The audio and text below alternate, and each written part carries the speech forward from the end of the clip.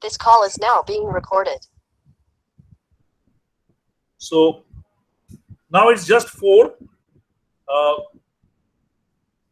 What let us try to do, I think no point, everybody has joined, whoever are scheduled to at the start. So let us start, I think.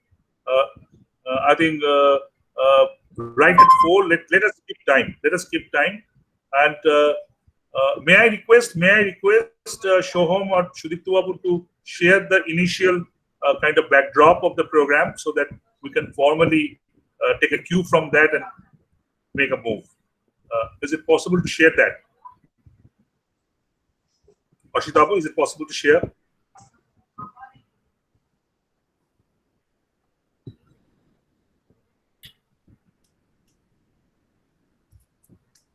So, not the club. Club will come later. Not the club. The first slide, that's a different, separate slide, or the backdrop slide. Yes, that's it. That's it. Thank you. Thank you. So, let's start formally. Many have joined. I can see a lot of people have joined, and I think about 40 people have joined. That's great. That's great. And I expect a lot more to join. Actually, 2 honorable ministers of Government of West Bengal are supposed to join. Dr. Javed Ahmed Khan, who is the Disaster Management Minister of Government of West Bengal, and Dr. Shomen Adhikari, who is Shomen Mohapatro, who is the Environment Minister in West Bengal government. But I think Honorable Chief Minister of West Bengal has convened a meeting at 5 o'clock. That's a sudden meeting. So I think they have to rush. Whatever discussion I had with both of them and also a few other dignitaries, they will try to join in between whenever they are. But we will not be waiting for that. We will be starting right away. And before we go to that all-important Sunderban meeting and Sunderban discourse, I would like to share the very idea of this whole program and what exactly we have been doing for the last 10 years. That's a bit of an interesting story. You can see the backdrop. If the backdrop can be written, I request the backdrop to be written. Yes, that's the backdrop. Banglaয় বললে SERADER SERA NIRMAL PUJA PUROSKAR 2019-20. I am just giving you a brief overview of what it is all about and how it is linked to the whole exercise. About 12 years back, I requested the then Environment Minister of West Bengal that when everybody is using the time of puja to promote their product, why don't you do that? He asked me back, what is the product you are talking about? What can we promote? I said our product is environment awareness, environment consciousness, environment proactiveness. We can definitely promote it through puja, because puja is a huge occasion when in Kolkata millions and millions, not only the Kolkata population, from people from outside come and they participate. So that can be a wonderful platform to share the issues of environment and also promote environment consciousness of various puja committees, the community clubs. You know, thousands of pujas take place in Kolkata, at least 500 big puja.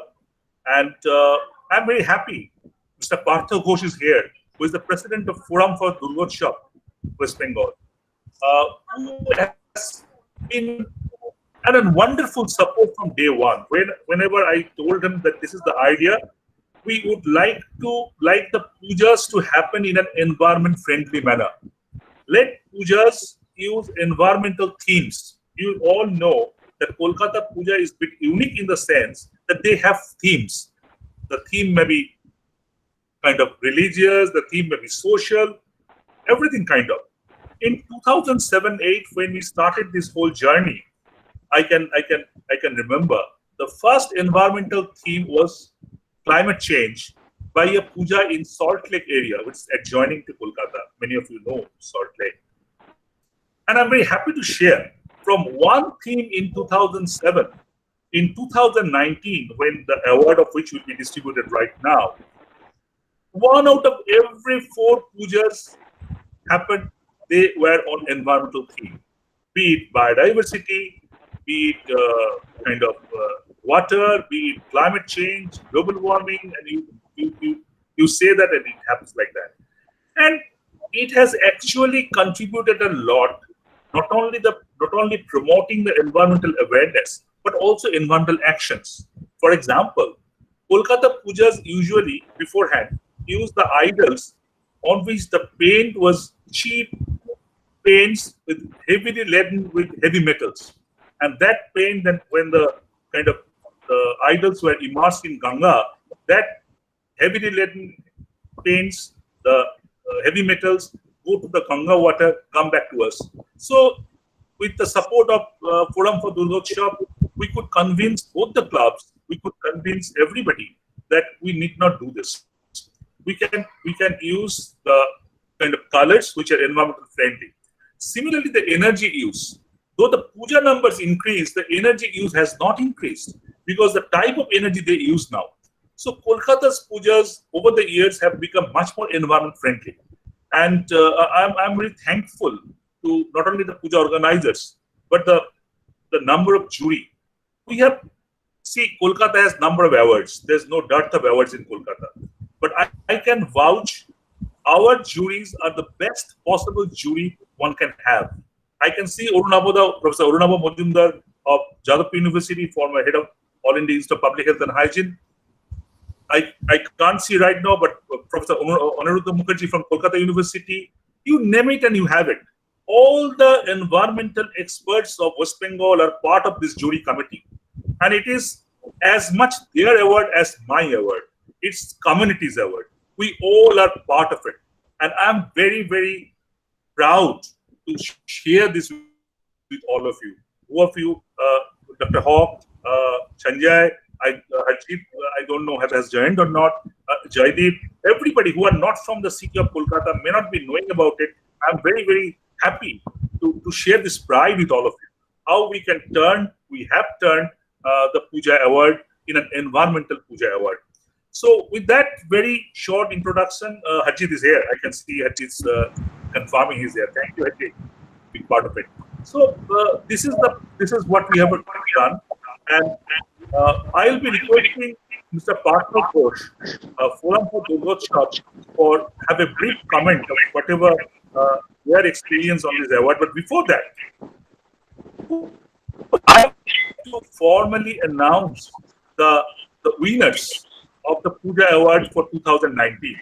All these awards have already been kind of showcased in television and radio after the Puja, but there's no problem in repeating them. So I'm very, very happy. I don't know the Puja club could join or not. It's a new media, maybe some problem somewhere.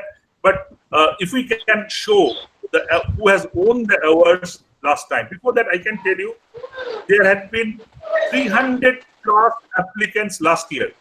Out of the 300 applicants, we got 100 applicants.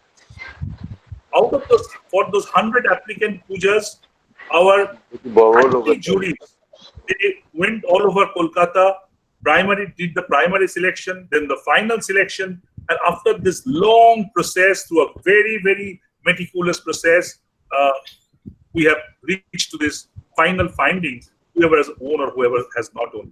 So can we have the award first? Ashitabo, Shoham, can we have the slideshow to show who has won last time, and maybe a bit of a clap? We can unmute and do a bit of a clap for all of them.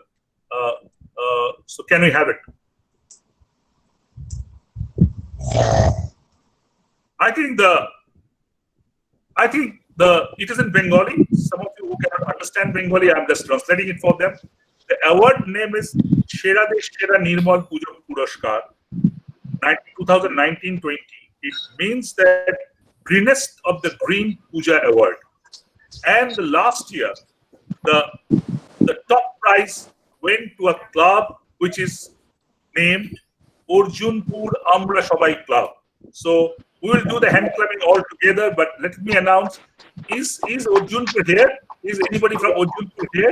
Otherwise, I will ask Mr. Partha Ghosh to acknowledge that this is the first prize.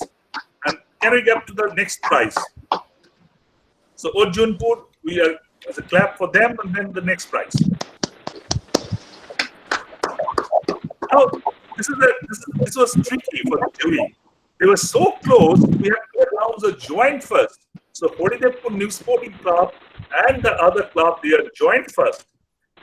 Absolutely in point-wise marking. If I could show you the marking size like a examination marking, the way we used to do it. And Professor Urunava Bojumdar, a professor himself, is there, so it's everything being taken care of. So Horidepur New Sporting Club is another joint first. And I also take this chance to share that this award is in collaboration of Government of West Bengal and Kolkata Municipal Corporation. And there are various agencies like Indian Oil, Exide, Vivada, Barja. They are all part of this movement. I won't say sponsors, I would say partners. Next slide. Next slide. Well, this is the second prize, Odisha Club. Dr. Hogg, Harjeet, if you may allow, Sanjay, if you may allow to speak in Bengali for a couple of lines. Salimul Shah, আপনাকে অনুরোধ রইল যে পরের বারের পুজোর সময় আপনি সময় করে কলকাতায় আসুন, আমাদের জুরি টিমের মধ্যে আপনি থাকুন এবং ধন্যবাদ ধন্যবাদ। এই যে আপনি শুধু দেখবেন কি অসাধারণ ভাবে এই পুজোগুলো হয়, পরিবেশের কনসেপ্ট থেকে এটা কিভাবে করেছে। এই বরিশা ক্লাবের কথা আমার মনে আছে, তারা পাখির কনসেপ্ট দিয়ে পুরো জিনিসটা করেছে। আপনার মনে হবে আপনি একটা পাখির বোধহয় অরণ্যে বসে আছেন। তো I really would kind of invite. I look forward to it. Look forward. Absolutely, Salimul Saab. I look forward to have Harjeet. I look forward to have kind of Sanjay. All my friends from outside Kolkata, come here, be part of it, be part of this movement. I can also see Professor Ashok Sharnal, the chairman of West Bengal Biodiversity Board, has joined. Thank you, Professor Sharnal, for joining. We'll be soon going over to the Sunderban Award, Sunderban discussion, but let us first complete this. Next prize. Correct? Absolutely, Harjeet has confirmed. I am booking Harjeet with you. Goriyahat Hindustan Club. That is the again joint second. So look at the competition level. Joint first and joint second. Goriyahat Hindustan Club. And if I am not wrong, this puja is being conducted only by women. They মহিলারা এই পুজোটা করেন, একদম পুজোর শুরু থেকে শেষ অবধি পুরোটা মহিলারা করেন। There is no place of any male person in this puja. Only women do this. This is a wonderful puja, and they got the award. Next slide. This is the Kamardaga Shadharan Durgotsav Samiti. They got the third prize. They did wonderfully. So thank to all these pujas who have done that. Now I am coming very quickly. I don't want to waste time. Very quickly to the next set of awards for the Hall of Fame awards. These pujas have been selected based on their performance this year. This year means 2019 puja. Now I am showcasing you the pujas who have been promoting environment, pushing environment over the last decade. So they are part of our Hall of Fame pujas. So let us start with the Hall of Fame first. And আমি জানি পার্থ বাবুর হাসার সময় হয়ে গেছে, because now we are coming to this Hall of Fame puja, and Shiv Mandir is the first. Mr. Partha Ghosh, who is the president of Forum for Durgotsav, also is the mainstay of this Shiv Mandir puja. So can we give a clap to, can we unmute ourselves and give a clap to Partha Babu and the whole team for the wonderful work they have done over the years. Wonderful, absolutely wonderful. We are really, really proud of you the way you have done it. So next puja is let us go to the next one. Again, Hall of Fame, joint first, Shuruchi Shongho. Now, Shuruchi Shongho is a very interesting case. I remember perhaps during the Johannesburg Climate COP or some I think either Johannesburg or Doha somewhere. Before that, when the puja happened, and you know the puja Durban. Sunderban. Yes, puja happened in October, November, and our COP happens around December. So what happened in that year when we went to judge this Shuruchi Shongho, we could see the pandal. It's a climate change concept, and they did a pandal in that manner. Then when I went to the COP and for covering COP, I could see almost the same pandal, same structure, same installation in Johannesburg. I just thought, who has copied from whom? I really don't have clue till today. Who is copied from whom? But SEARCHI Sangho's its president is Mr. Arup Bishwas, who is a senior minister in government of West Bengal. He told me once, the Janto, I have never thought that by doing a puja, I will get a letter from American president. Actually, Barack Obama wrote a letter to SEARCHI Sangho, kind of thanking them for the concept they are promoting. So they understand, all these ministers, they are not there, that's why I'm speaking. They now understand the value of promoting environment, because the world promotes environment. So they are doing the same thing, they will be appreciated as well. So that's SEARCHI Sangho for us. Let us go to the next one very quickly. So the next one, the Hall of Fame second, is Maniktola Chalta Bagan. Now, Maniktola Chalta Bagan is a puja in the northern part of Kolkata. And if I am not wrong, I don't know whether Dr. S.P. Gonchaudhuri, the solar man of India, has joined or not. But Maniktola Chalta Bagan is the first puja who used solar lighting in puja installation. They also used wind power in puja installation. And that they did almost a decade back. Just think about the kind of forwardness in their thought. So it's wonderful. So Maniktola Chalta Bagan is our second, and kudos to them for the wonderful work. And I understand my friend Ashitabo and my colleagues are kind of documenting and kind of recording the whole thing. So we'll be putting it in YouTube so that anybody can afterwards see that and have a feel of it. Next is, let us go to the next slide. The next slide, the Hall of Fame third, if we can go to that. Yes, that's it now. Is Chetla Ogroni. Again, Chetla Ogroni is a puja in the southern part of Kolkata. It is being led by the mayor of Kolkata, also the very senior minister, Frida Hakimi. And they also did kind of promoted certain environmental virtues, that being kind of they got the award for that. So that's the Puja award for you, who has won it last time. I won't take because we have to go for a lot of discussion, and lot of eminent people all across the world are here. I don't want to waste everybody's time. So may I request Mr. Partha Ghosh, the president of Forum for Durgotsav, to briefly tell us, all of us, that how and why you embrace environment, the issues of environment, for about a decade as part of this award. Can Partha Babu be unmuted? Yes, Partha Babu, please go ahead. You are unmuted now. First, let me tell you, we are really missing Jagannatha in this meeting.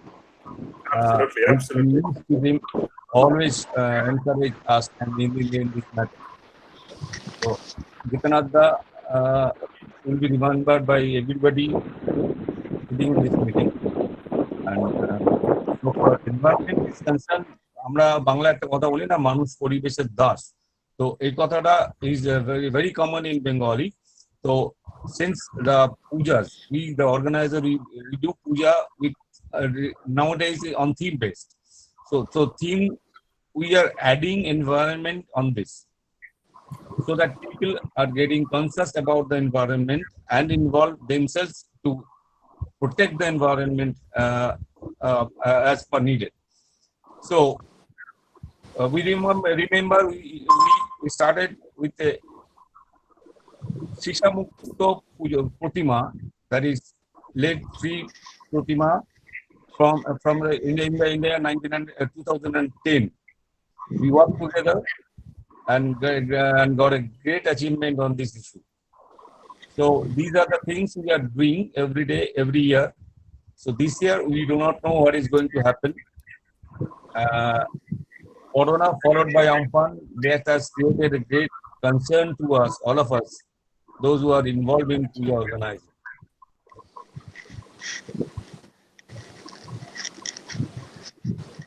Hello. Partha Babu, এবারে পুজো কেমন করে হবে? We all want to know from you. পুজো এবার কেমন করে হবে? Are we going to have puja this time? Because these people have want to come and kind of judge. May not be this year, maybe next year. But এবারের পুজোটা কেমন করে হবে? এবারে পুজো কেরম করে হবে এটা নিয়ে আমরাও খুব চিন্তিত ছিলাম যতক্ষণ করোনা ছিল, কিন্তু এখন আমফান এসে গিয়ে আমাদের মধ্যে আরো আতঙ্ক বাড়িয়ে দিয়েছে, because all the villages are affected. Recently, you have gone to Yanakpur, very close from, the Diamond Harbor. যারা ওখানে সোলার কাজ করে, গ্রামটা পুরোটাই ভেসে গেছে। সেখানে গিয়ে আমরা ত্রিপাল দিয়ে এসছি, and we are doing this work. মায়ের আশীর্বাদে আমরা এখন মানুষের সেবা করছি। এখন পুজোটা কিরম ভাবে হবে, কতটুকু হবে, এটুকু আমাদের পক্ষে এই মুহূর্তে বলা সম্ভব নয় যতক্ষণ না পুজোটা এগিয়ে আসছে, because next 2 months is very dangerous so far corona is concerned. So after the corona issue is over, we are sure we can organize this puja within 2 months. Otherwise, in due normal process, আমাদের কাজ হয়তো এখন শুরু হয়ে যেত, কিন্তু the situation is such that we are unable to start our work under any circumstances until and unless July comes. We will not be able to say how the puja will happen. Puja will happen. পুজো তো হবেই, পুজো হতেই হবে, কারণ এত দুঃখ কষ্টের মধ্যে মানুষ যখন আছে তার একটা আনন্দ পরিস্থিতি দরকার। We need our entertainment. Puja is the biggest entertainment in our state. So puja will happen. No issues on that. Great. I think it's great hearing from you. আমি দেখতে পাচ্ছি Novoda has joined. Novoda is one of the frontline environmental activists in the state of West Bengal. Thank you, Novoda, for joining. Partha Babu jeta bollen, we all have heard from him. I think we have to also keep in mind, puja is not only about entertainment. Puja provides livelihood for thousands of workers in the rural Bengal. They come in Kolkata, stay for months and do this all installations and get paid for it. Maybe they run the entire year based on that money. So if puja doesn't happen, what will happen to these people? That's a very important question being raised by Partha Babu. Otherwise, Janta Babu, this is one of the biggest industry in Bengal. Durga Puja. This is one of the biggest industry in West Bengal. So all the village people are involved to earn money and run their family throughout the year. আমি আরেকটা কথা জিজ্ঞাসা করি পার্থ বাবু, যদি একটু খুব সংক্ষেপে 1-2 মিনিটে বলেন যে আপনি যখন পুজো করছেন শিব মন্দিরে, আগে যখন পুজো করতেন 10 বছর আগে আর এখন যখন পুজো করছেন, পরিবেশের বিষয়গুলো, সেফটি সিকিউরিটির বিষয়গুলো আপনারা কতটা আগের থেকে মনে হয়েছে বেশি এখন দেখা দরকার? How you do that? না, এগুলো এই যে সেফটি এনভায়রনমেন্ট, এগুলো কিন্তু প্রাইস থেকেই এসছে। প্রাইস যত দিয়েছে তত আমাদের মধ্যে এনকারেজমেন্ট এসছে to participate on that particular point. Environment is a point, safety is a point.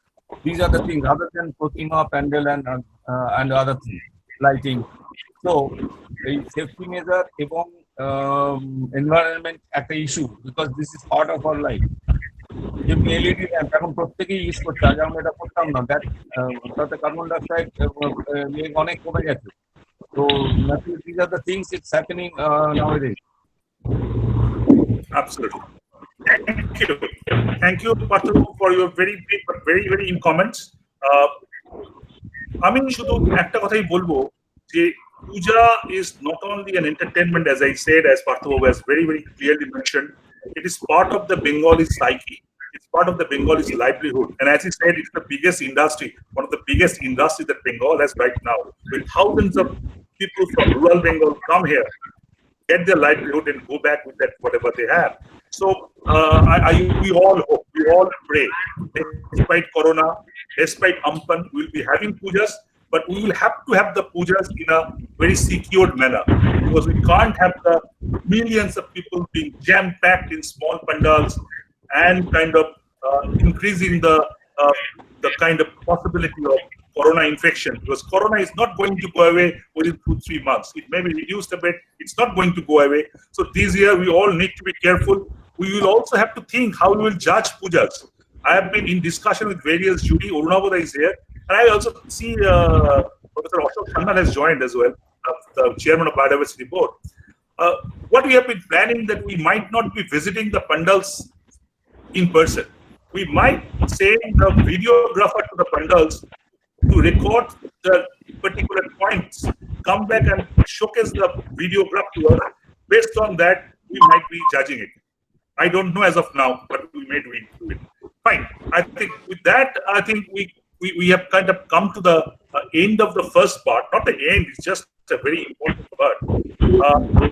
Now we are going to go over to the discussion on Sunderban. If the Sunderban slide can be showcased, Ashtabu, we can have it. And if I request all the panelists, everybody to keep on their gear, because now we will start something.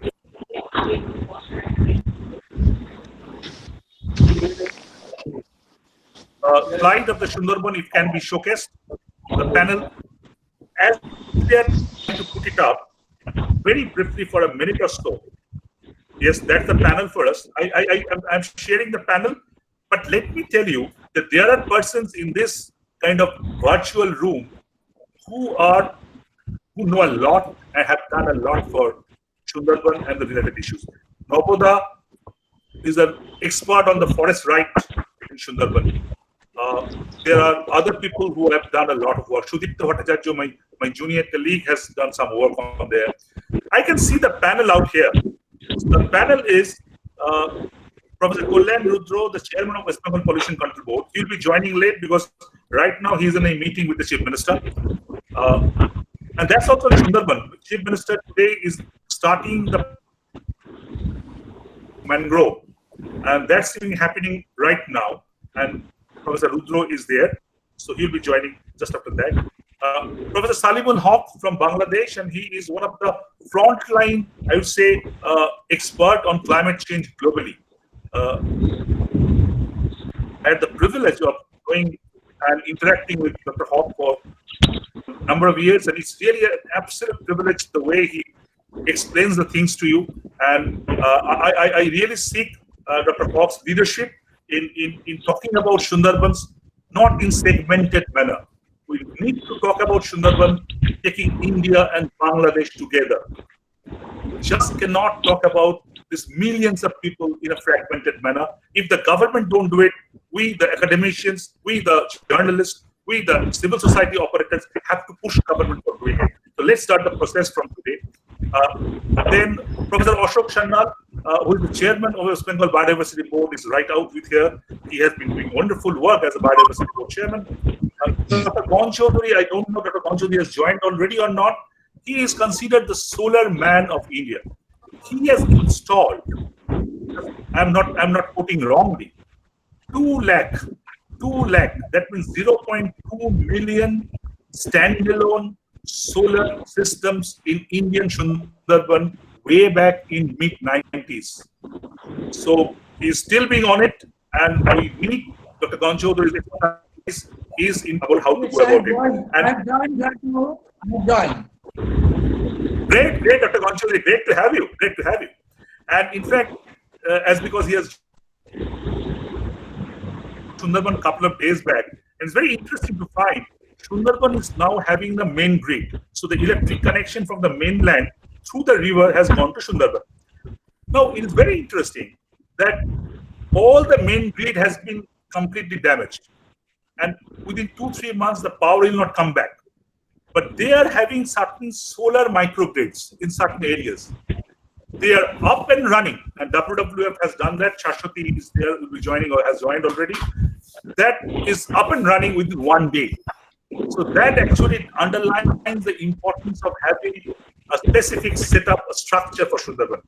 Then Sanjay Vashisht, very close friend of mine, is the director of Climate Action Network South Asia, a major, if I may say so, a major player globally on the issues of climate change. Jaideep, I don't know Jaideep has joined or not. Jaideep Gupta from Third Pole, one of the senior most journalists in the country. Jaideep, are you there? Yes. Great, Jaideep. Welcome to this virtual room.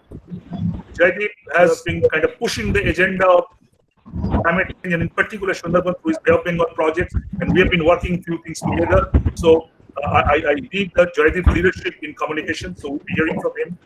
And then I have Harjeet Singh, and I am really fortunate to take Harjeet. I know Harjeet's schedule. Harjeet, are you there? Harjeet, are you there? Ajit, I must be here. I can't see him right now, but yes, Ajit is there. Yes, I can see him. Ajit, I know how busy he is, but I could take him to both Indian Sundarban and Bangladesh Sundarban and can show him what it is all about. Then, he has been promoting the cause of Sundarban all over the world. Very quickly to Bipul Chatterjee, Bipul from Kars, they are promoting the transboundary business between Indian Sundarban and Bangladesh Sundarban in both countries.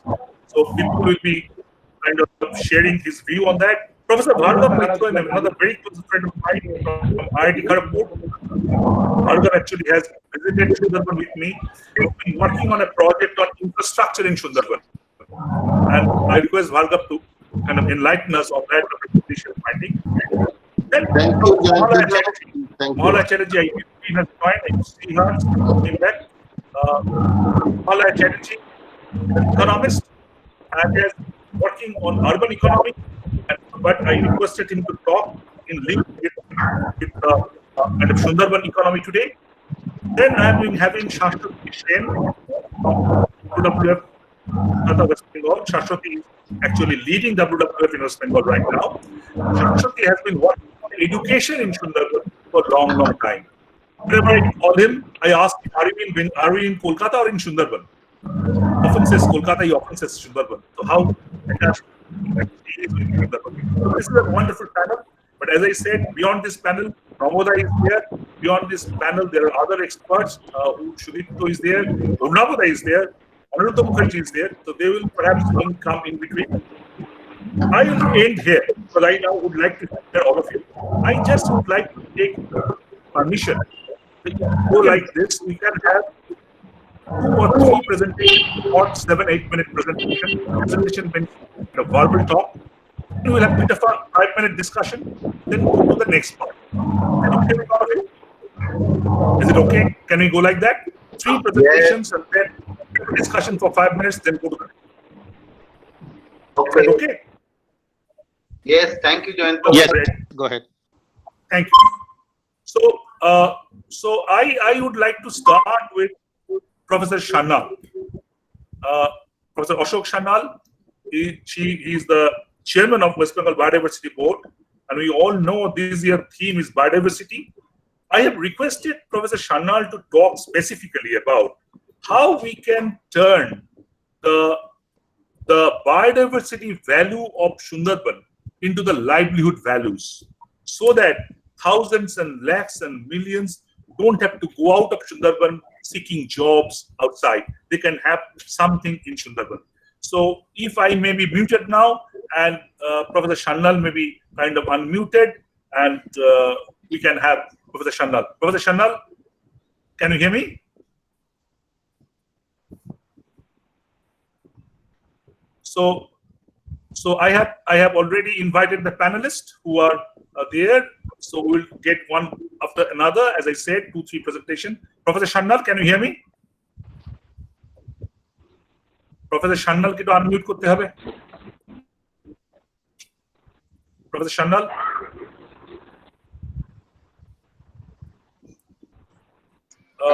I think from your side also you can unmute Professor Shanal. Yeah, I think he can unmute himself. I can unmute myself. He can do it, but if he cannot. Yes, I have done. Probably now I can be audible.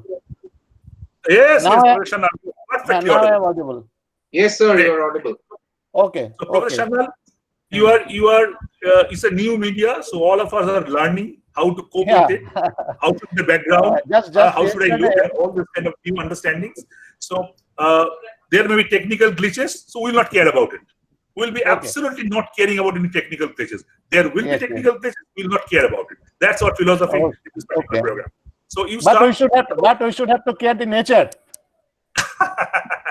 Absolutely. So 7 minutes, 8 minutes. Okay, if you can enlighten us on the biodiversity and its values. Over to Professor Ashok. Actually, good afternoon to everybody. And at the outset, I would like to express my thanks to Jayanto and their organization for inviting me in this very valuable interactive discussion. Actually, in 70s, for my PhD research work, I went several times in Sundarban, because my project was related to the biodiversity and ecology of Sundarban fauna. And during that time, what I observed in that 45 years before, in Bokhali, in Namkhana, in other places, and after 40 years when I went there, then I became astonished, and I found that I could not identify the places, whatever changes happened there. And these changes, which due to which the biodiversity, mainly the mangroves, have been lost tremendously. And as a result, the livelihood of the humankind present there in the Sundarban, the indigenous people of the Sundarban, they have lost their original or indigenous livelihood due to loss of mangroves.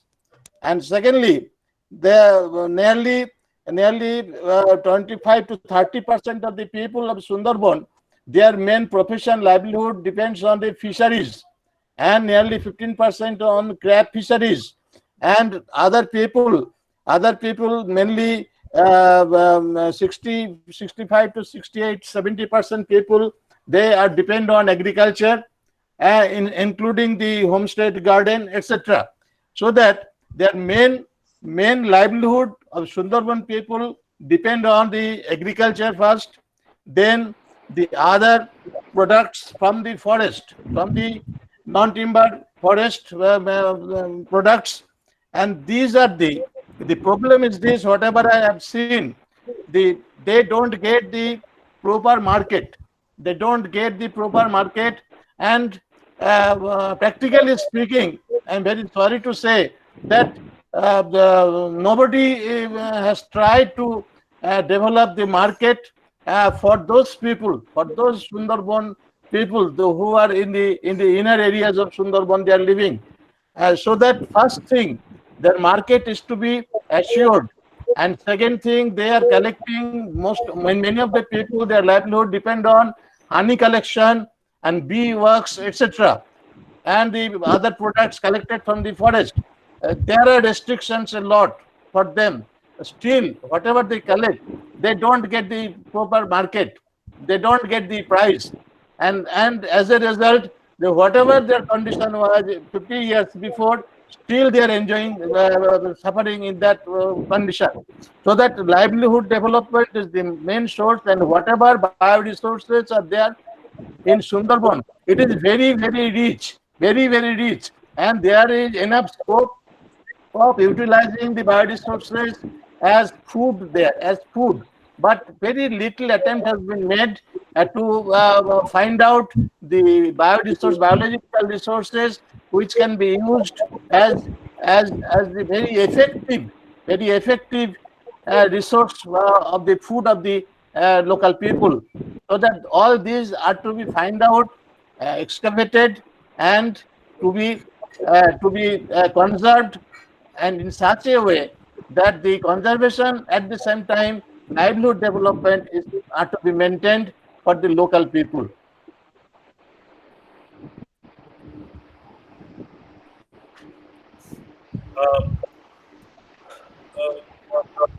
Professor Shandal, Yeah. I think you have made your points very clearly, and I think very, very interesting food for thought. You said that the market is not there. We could not develop the market. So I think a lot of projects, if I know correctly, then government of West Bengal pumps in Indian currency about 450 crores of money only from Sundarban Affairs Department. And if you take all the departments, your department, environment, and then maybe the other department, the sum will go to 1,000 crores. So we need to think about the ways and means of developing this market, how the biodiversity value can be translated to kind of livelihood value, and we will definitely hear from the experts. Presently, the United Nations advocating for mainstreaming biodiversity in economic affairs. Mainstreaming biodiversity in economic affairs. Without that, it is not at all possible to conserve biodiversity and the rational utilization of biodiversity for the livelihood.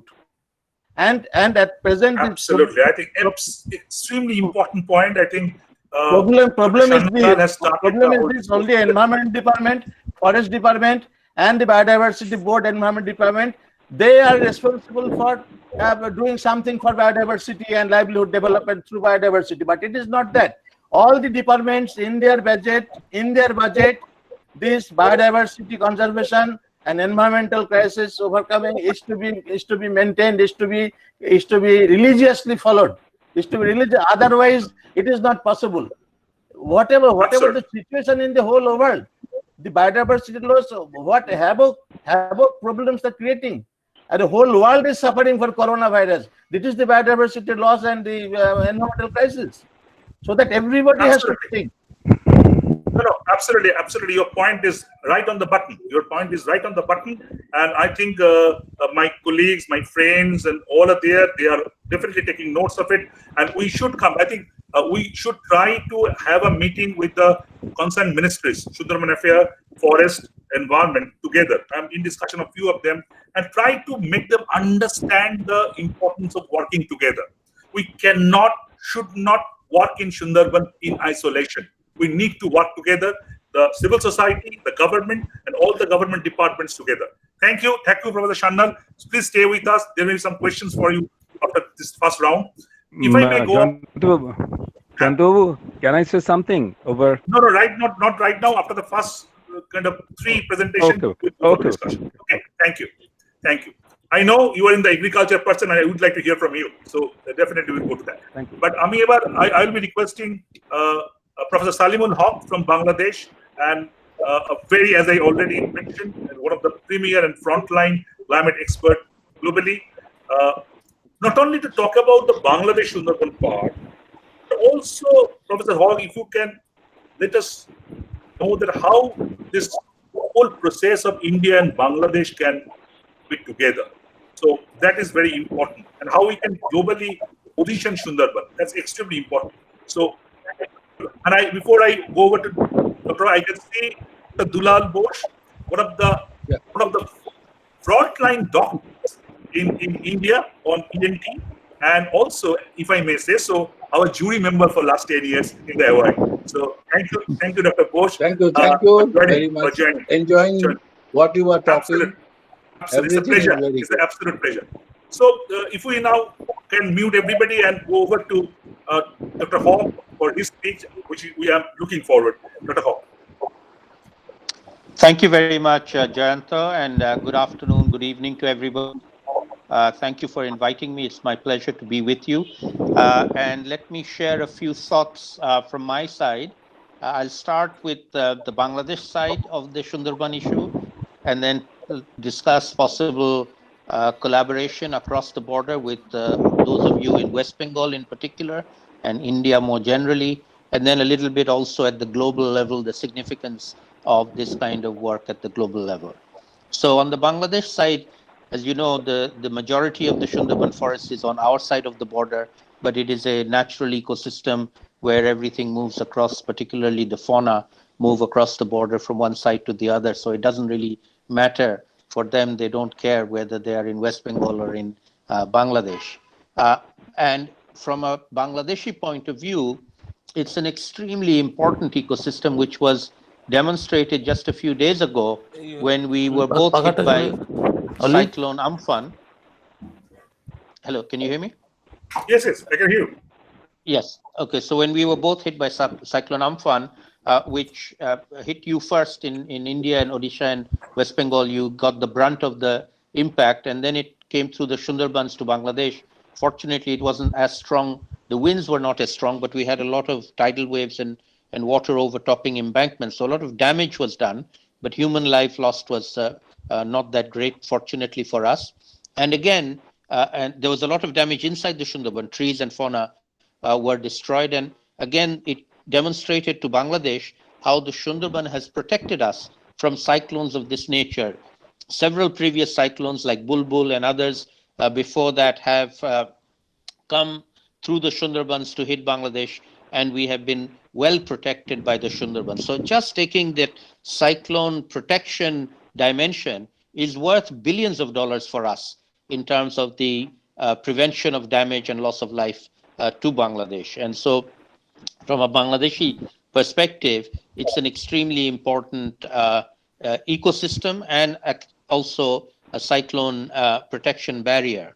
At the same time, I would also like to share with you, I feel that for Bangladeshis in general, all of us, even if we don't live in the Sundarban, even if we don't visit the Sundarban, we all know about the Sundarban, and we keep the Sundarban as a very strong part of our cultural heritage and our value system. We value the Sundarban. We all believe in the Royal Bengal tiger. We're extremely proud of them. Our cricket team are called the Bengal Tigers, and Bangladeshis, as in general, have a very, very strong cultural and a great affinity for the Sundarban forest, whether we visit it or not, whether we've seen it or not.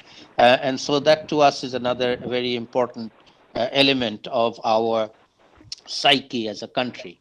And I think we share this with you on the West Bengal side as well.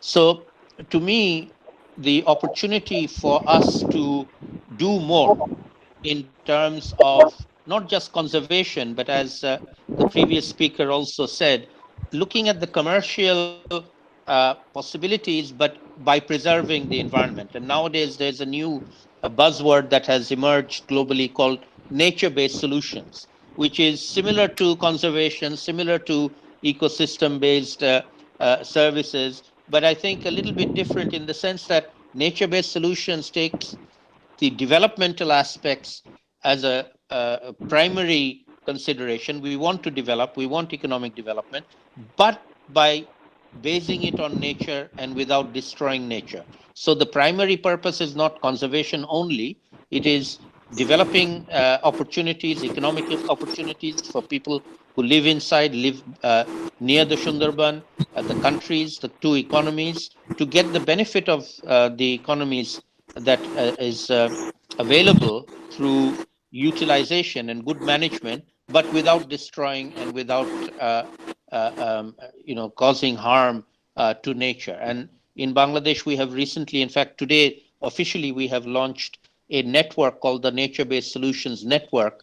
If you Google for it, you will find it. It's a new website where we are bringing together examples of these kinds of nature-based solutions. And the Sundarban is an important part. It's not the only one, but a very important part of our nature-based solutions taking forward in Bangladesh. So now let me move on to opportunities for collaboration, first with the West Bengal government and people, and then with the government and people of India more broadly.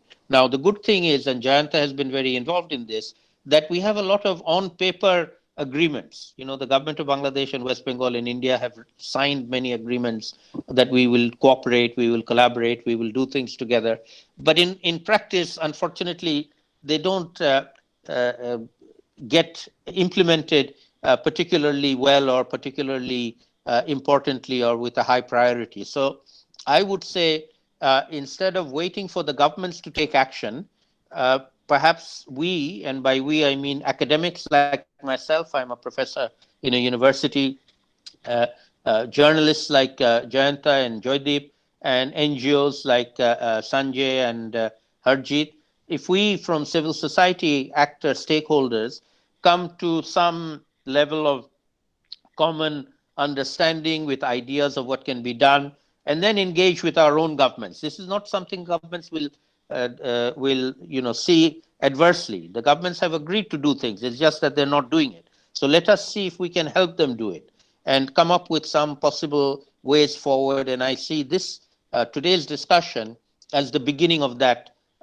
conversation between the two parts, the West Bengal part and the Bangladesh part of the Sundarbans, for us as civil society, academics, researchers, and NGOs to come up with some good concrete ideas that we can take to our respective governments and maybe even facilitate our respective governments talking to each other and taking these ideas into action going forward. And then the last element I want to share is the sort of global side. My work is mainly on climate change. I'm not a forest expert, but on the climate change issue, which is a global issue, which all countries are suffering, including our countries, and the super cyclone Amphan is a good example. It became much more strong because of climate change, and the one that hit Mumbai just yesterday is another good example of a very unusual a cyclone in that part of the world, in the Arabian Sea. So climate change is now a reality. Impacts of climate change is a reality.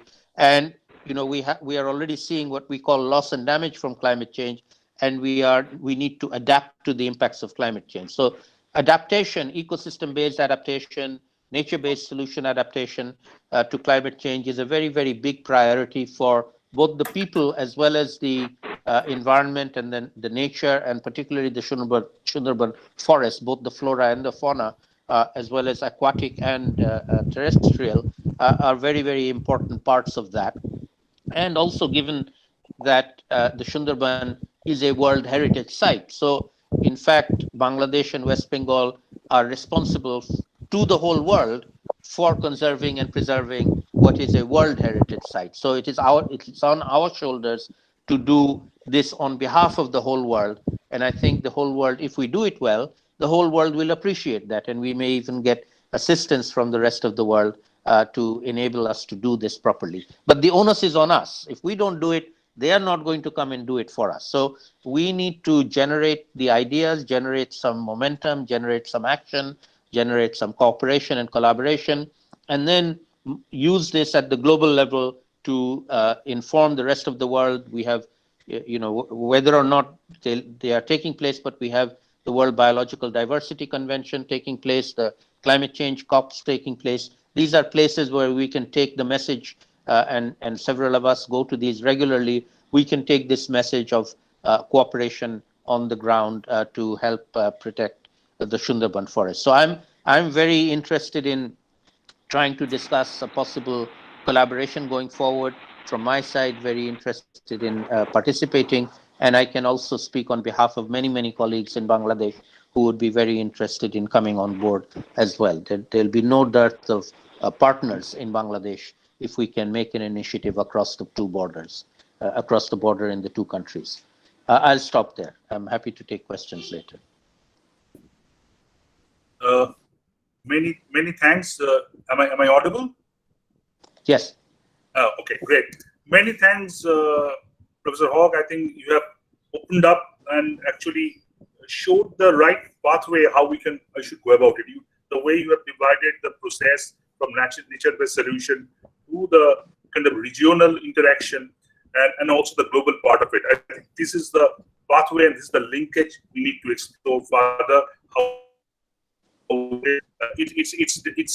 It's a fact that in 2010, the other Indian Prime Minister, Professor Dr. Manmohan Singh, signed agreement with Sheikh Hasina, the Prime Minister of Bangladesh, on series of issues involving Sundarban directly or indirectly.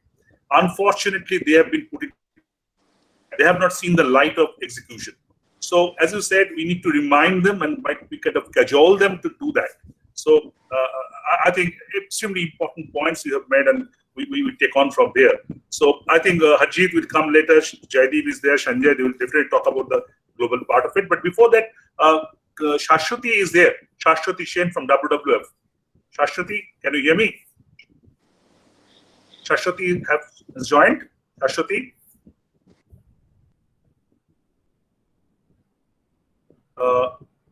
Shashwati. She's on mute. She's on mute. She's on mute, but she has to unmute herself, or somebody has to unmute her. Okay. Ashitapo, can we unmute Shashwati if Shashwati is there? Joyanta Babu, unmute. Shashwati, আমি আমার স্ক্রিনে শাশ্বতীকে দেখতে পাচ্ছি না, so I really don't know whether she is already there or not. Joyanta Babu, she has joined. She has joined. Joyantoda, she is there. You can see the list of people. There are 49 people now online, and she is there very much. But she has to unmute herself probably. That's the. Let me write in chat box that Shashwati, please unmute yourself. But I think she can hear me now. Now she is unmuting. Now she is unmuting. I can see. Before even I send the message. That's great. Shashwati, yeah. Are you there? Can you hear me? I can hear you now, but I cannot see you. I cannot see you. Acha. Okay. Okay. But you carry on. As I said already before I joined, yes, I can hear you, but your microphone, your camera is only taking part of your face. So part is under mask. So now you are there. Now you are there. That's great. So great. So Shashwati, very briefly, we need to hear from you. You've been working on the education in Sunderban from long time in Indian Sunderban. But unfortunately, in Sunderban, the linkage of education and employment is very, very topsy-turvy. So how we can go about it? Ki kora uchit amader Sundarbane, from the solution point of view, we have discussed enough the problems of the sea level rise, the storms and all, but we need to find out the solution package. Ki kora uchit? Over to Shashwati. Shashwati, sound. Your sound is not there. No. Can you hear me now? Now it's okay. Now it's okay. Okay. So for a long time, I am working not as long as Mr. Dr. Sanyal for last 40 years, 50 years. I am working only for last 20 years from 2000. Now it is to 2020. So when I started my work for environment education in schools, mainly we were working from WWF in schools of Sundarbans.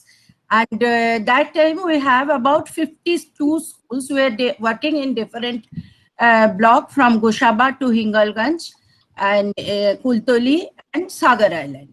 So there we started our work as we are going to the schools, giving them some books on environment and taking them to some trails. We are having meetings, seminars with them, with the teachers, with the students, and making some hand-on activities. This thing was there till 2000 to 2006 or 7.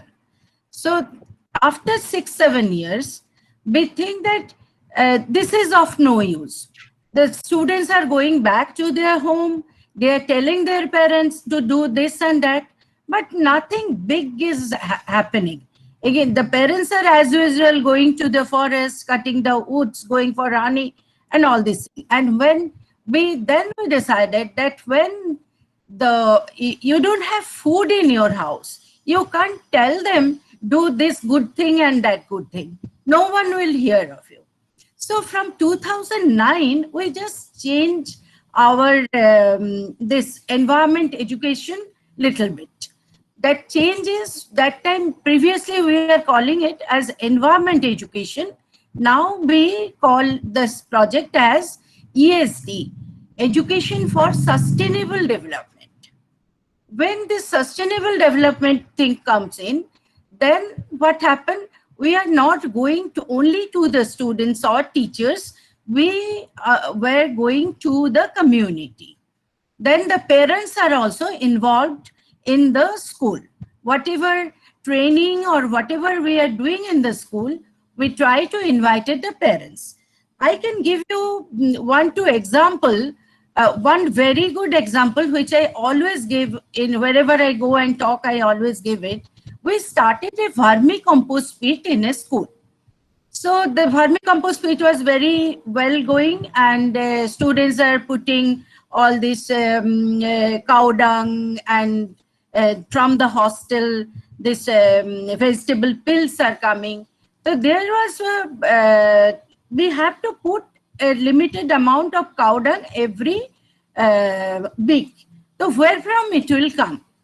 So can you imagine where from it came? It came from the mothers group in the school. The mothers group, every Monday, they come with a handful of cow dung, putting it in that vermicompost pit, and in lieu of that, they take something from the school.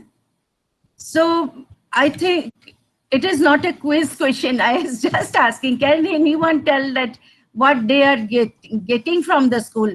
Most of the time I got the answer that they are getting the vermi. When it is vermicompost is made, they will be getting the vermicompost. And some tell no, they may be getting some from something from their kitchen and all these things. But this they every day when they come with that cow dung thing, we were giving them in the midday meal. They got a good amount of starch, which we call the bhater pan. So they bring a bucket with them and take that starch with them, and they feed to the cow who is giving the cow dung. So this is a barter system we started. Then we started these students mainly are coming from either from agriculture families or from fishing families. So they have little bit knowledge of agriculture and fishing. So then we started with the who are coming from the fishery background. I don't tell that fishery background, it's a fishing community background. And we try to give them training with the collaboration of fishery department on ornamental fishes, because ornamental fishes have a very good export market. And there are some people who know the technology in the village. They came forward and they told that we could provide the technology from the community, and the students of class 11 and 12, they could learn it. And after that, mainly after class 12, they don't go to colleges. Few of them go to colleges. Mainly they go back to their own livelihood, what their parents or their grandparents are doing. So it is a very good livelihood for them. This ornamental fishery got a very much acceptance in the school, in the community, with the students. Another thing, we started with the integrated farming. We involved some parents, and there we started the integrated farming, which also got very, what I could say, the parents accepted it very much. And till now, we started this in 2009, and now it is 2020, about 11 years passed out. But till now, I have visited the houses where they still are doing this integrated farming, organic farming, which we told them about the medicinal plants. And now they are in a position, I can't say that whole village could do that, but some people are doing that and making some money. So now, after that, from 2018-19, we started a very new project called Ek Prithvi in schools. There also, it is an action-oriented project. But now, when after this Amphan thing, just yesterday only, we had a meeting and we are thinking that our environment education must be related with some alternative employment. Otherwise, there is no point of people passing 11, 12, and say after college also. And after that, they are not getting anything. They are going to Maharashtra, Gujarat, and coming back as a migratory labor. So it shouldn't be. At least from West Bengal, if we could generate this type of livelihood thing, then at least some of them, this number must be reduced, that they won't go as a migratory labor to other states of India. And, there will be no one to taking care of them and things. So we are seriously thinking about the livelihood things, and we want to connect it with the environment education thing, but we are having in schools and colleges. Thank you, Shashwati, for the kind of brief remark. I think you have must have been much more to say. I think what I would like to kind of, I would say, announce, just to share with all my friends, that what we have planned after today's initial discussion is a very brief. Everybody's kind of speaking 5, 10 minutes, 7, 8 minutes. We will be having a series of such meets on solution of Sunderban, taking two issues together. Maybe Dr. Gonchudri will speak on alternate power for 20 minutes, 25 minutes, then question answer. That we'll do in future. Today we are flagging up the issues. So let's complete the first round out here. I think three persons have spoken so far. Professor Ashok Shandal, Professor Salimul Haq, and Shashwati Chen from WWF. If anybody has any question, if you can either type in chat box or you can kind of put your hands up and say that, then it will be wonderful. So can we go? Anupam Babu, you had a question or you had a comment to make? Anupam Babu, but we will be keeping it 2 or 3. Otherwise, next round, then, because we would like to know the international perspective. Harjeet will be speaking after this, then Sanjay, and then Jaideep. So we'll come to that afterwards. So let's go to questions very quickly. Anybody having any questions within the participants, within the experts, anybody, just open it up. Well, Shushila is saying something. Shushila ji, are you there? Let me share with you, Shushila ji. She actually leads a government group. She is a private entrepreneur, but leads the government group on tourism in West Bengal. And Mr. Nath, who actually is the kind of owner of this company called Vivada, who has done the big launches on which we had a number of programs, has unfortunately left all of us a month back. But Shushila is saying, taking the queue forward. So Shushila is asking about the tourism thing. So anything about that? So Salim Utsab, Ashok, Professor Shandal, and Shashwati, any question, anybody? And Anupam Babu, if you can make a question. Yeah. I want to say something. Yeah, I want to say something about the Sundarban agriculture, because we have intervened a lot in Sundarban agriculture. So when prioritizing their own method of cultivation and the seeds they're conserving for years together, but we introduced some chemical intensive farming over there, and thereby they have lost all of their salt tolerant varieties. What we have seen in the last ILA period, that they have lost all of their saline tolerant varieties, and they have reintroduced the traditional salt tolerant varieties. So this time they are also facing some problem of salt tolerant varieties, and we need to supply the salt tolerant varieties. Some of the farmers group have already contacted me to send some salt tolerant varieties. And another point is that the livelihood, the one Garul sheep is available there, a particular brand of breed of sheep available in Sundarban area, and they are selling the sheep without cutting the wool.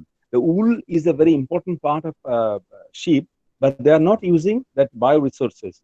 And there are a lot of bioresources they are not utilizing all of them. So we need to utilize all of these bioresources, the rice varieties, the vegetable varieties, and the Sundarban area, the soil is very fertile, and they did not give any chemical fertilizer. So by default, these are organic, we can say. And fish cum agriculture has a much more resource, much more possibility in Sundarban area. So we need to revive all these things. And one thing I forgot to tell you, they have mentioned that the Bangladesh, this Ramphal project is there, on thermal project. So how this will be affected? Okay, I think Ramphal and then agriculture to Sushila ji, you have anything to comment? Sushila ji? Yes, we have a few points to make. Good afternoon, everyone. After this corona and the damages what Amphan has done, the tourism in Sundarban is going to be affected, and that is employing a lot of people. As we all know, that's one of the important employment methods there. Secondly, if you look at the river there, today we find even in the Calcutta side, especially near the Namkhana and towards this area, we find during the high tides and especially in the boat tide period, the current is so strong that most of the jetties are getting affected. And we can find a lot of soil erosion and the bank erosion happening.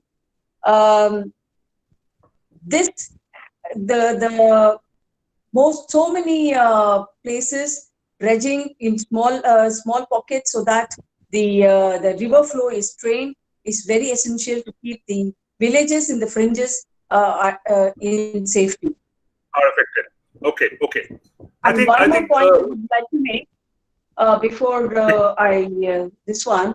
the first speaker was speaking on the honey collection and other things. About 2 years back, we had sent the honey for organic certification, which will make the Sundarban honey as one of the most sellable product in the market for marketing in a big scale. The certification process is still not completed, and we have not got the certificate. If we can get these things rightly and have a proper packaging unit near the area, many of the products can become marketable and can become, it can go into in a proper manner. Today, it's all in the elementary form. This needs a kind of a proper packaging and branding to be sold. Okay. Thank you. Got it. Got your point. Very quickly to Professor Sannal and Dr. Hawk, I think both of you have heard the questions. You may respond to any of them very quickly, and then we'll go to the next round. Very quickly. Professor Sannal first, and then Professor Hawk.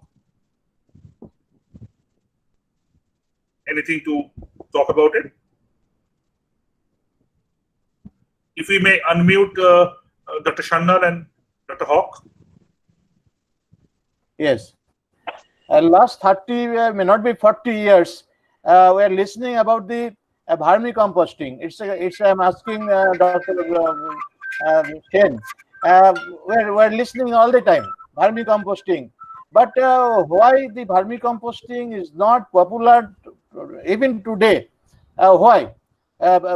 People are giving examples. 1 or 2 examples people are giving for last 40 years. But why it is not commercialized? Why it is not universally used by the people? First thing. Second thing, the organic farming. Recently, I am associated with organization Poribesh Unnayan Parishad in Sunderban, in Sagar Island particularly. They have developed one organic manure, completely 100% organic, and the result is very encouraging result. The production is more than the through the use of the chemical fertilizer, so that this sort of organic farmings are to be encouraged. But last many years, Sundarban, so many crores of rupees are spending, international fund, national fund, but not being done. Why we're still there? Okay, great.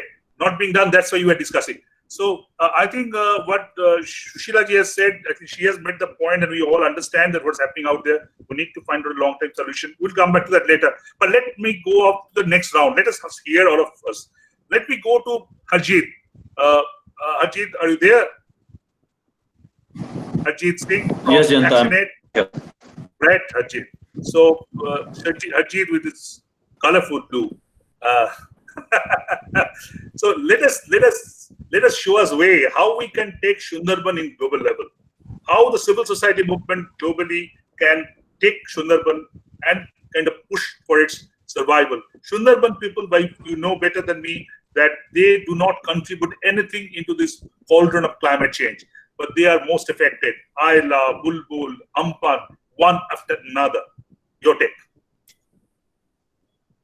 Thank you, Janta. Thank you very much for inviting me to this very interesting session, and very much required, especially in these times when we see Sundarbans facing the wrath of nature, and at the same time, not getting as much attention as it deserves.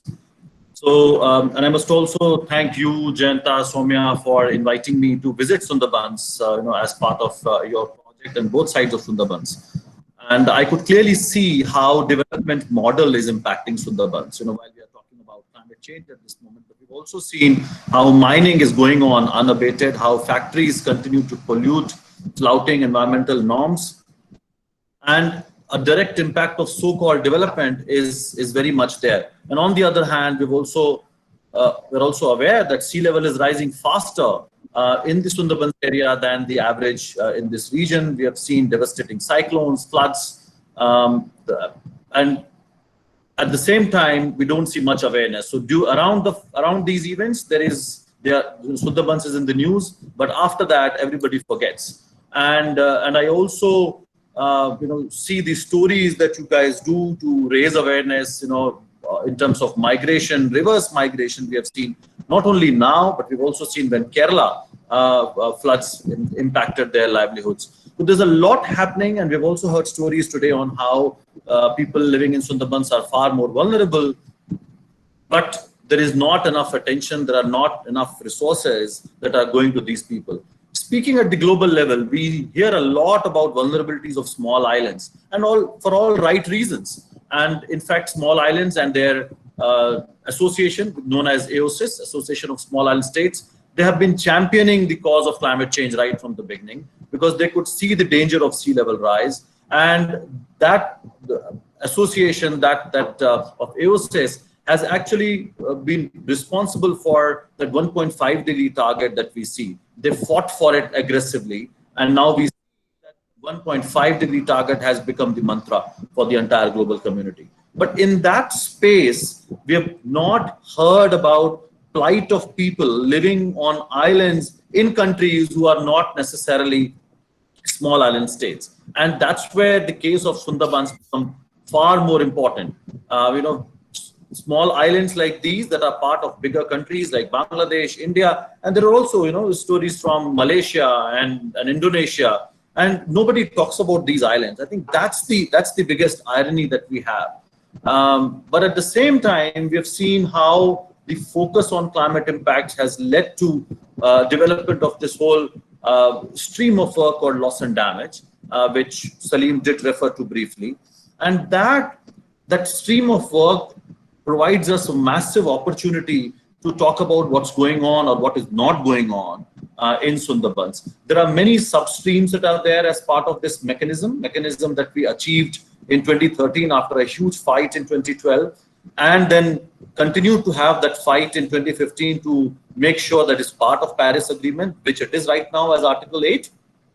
And then again fighting for it in 2018 to make sure that it's part of a reporting mechanism. And the reason I'm mentioning these milestones because it is absolutely relevant to what we are doing in Sundarbans. Now, under that mechanism, there are several areas of work that are happening. Risk management is one stream. Slow onset events, which is about sea level rise and glacial melt and increasing salinity. Then it's about displacement, which is part of, which is now a separate stream mandated in 2015. There's also discussion about non-economic loss and damage, which has issues like loss of culture, loss of language, loss of territory, and also displacement. And then it's about finance, it's about money, how people need to be supported. And across all these 5 areas, there are specific opportunities that we can create or plug in to make sure that the voices from Sundarbans are heard. A lot of work has happened in terms of research, and we have heard stories. And as I was saying, thanks to all of you for highlighting the cause of Sundarbans and what's going on. But I still feel that it's not going beyond Sundarbans and the state. Even our own national government is not, paying heed to the issues that people are facing. And we are talking of millions at this very moment. And we've also heard now how COVID has made their life much more difficult. So a couple of thoughts that I would like to offer here.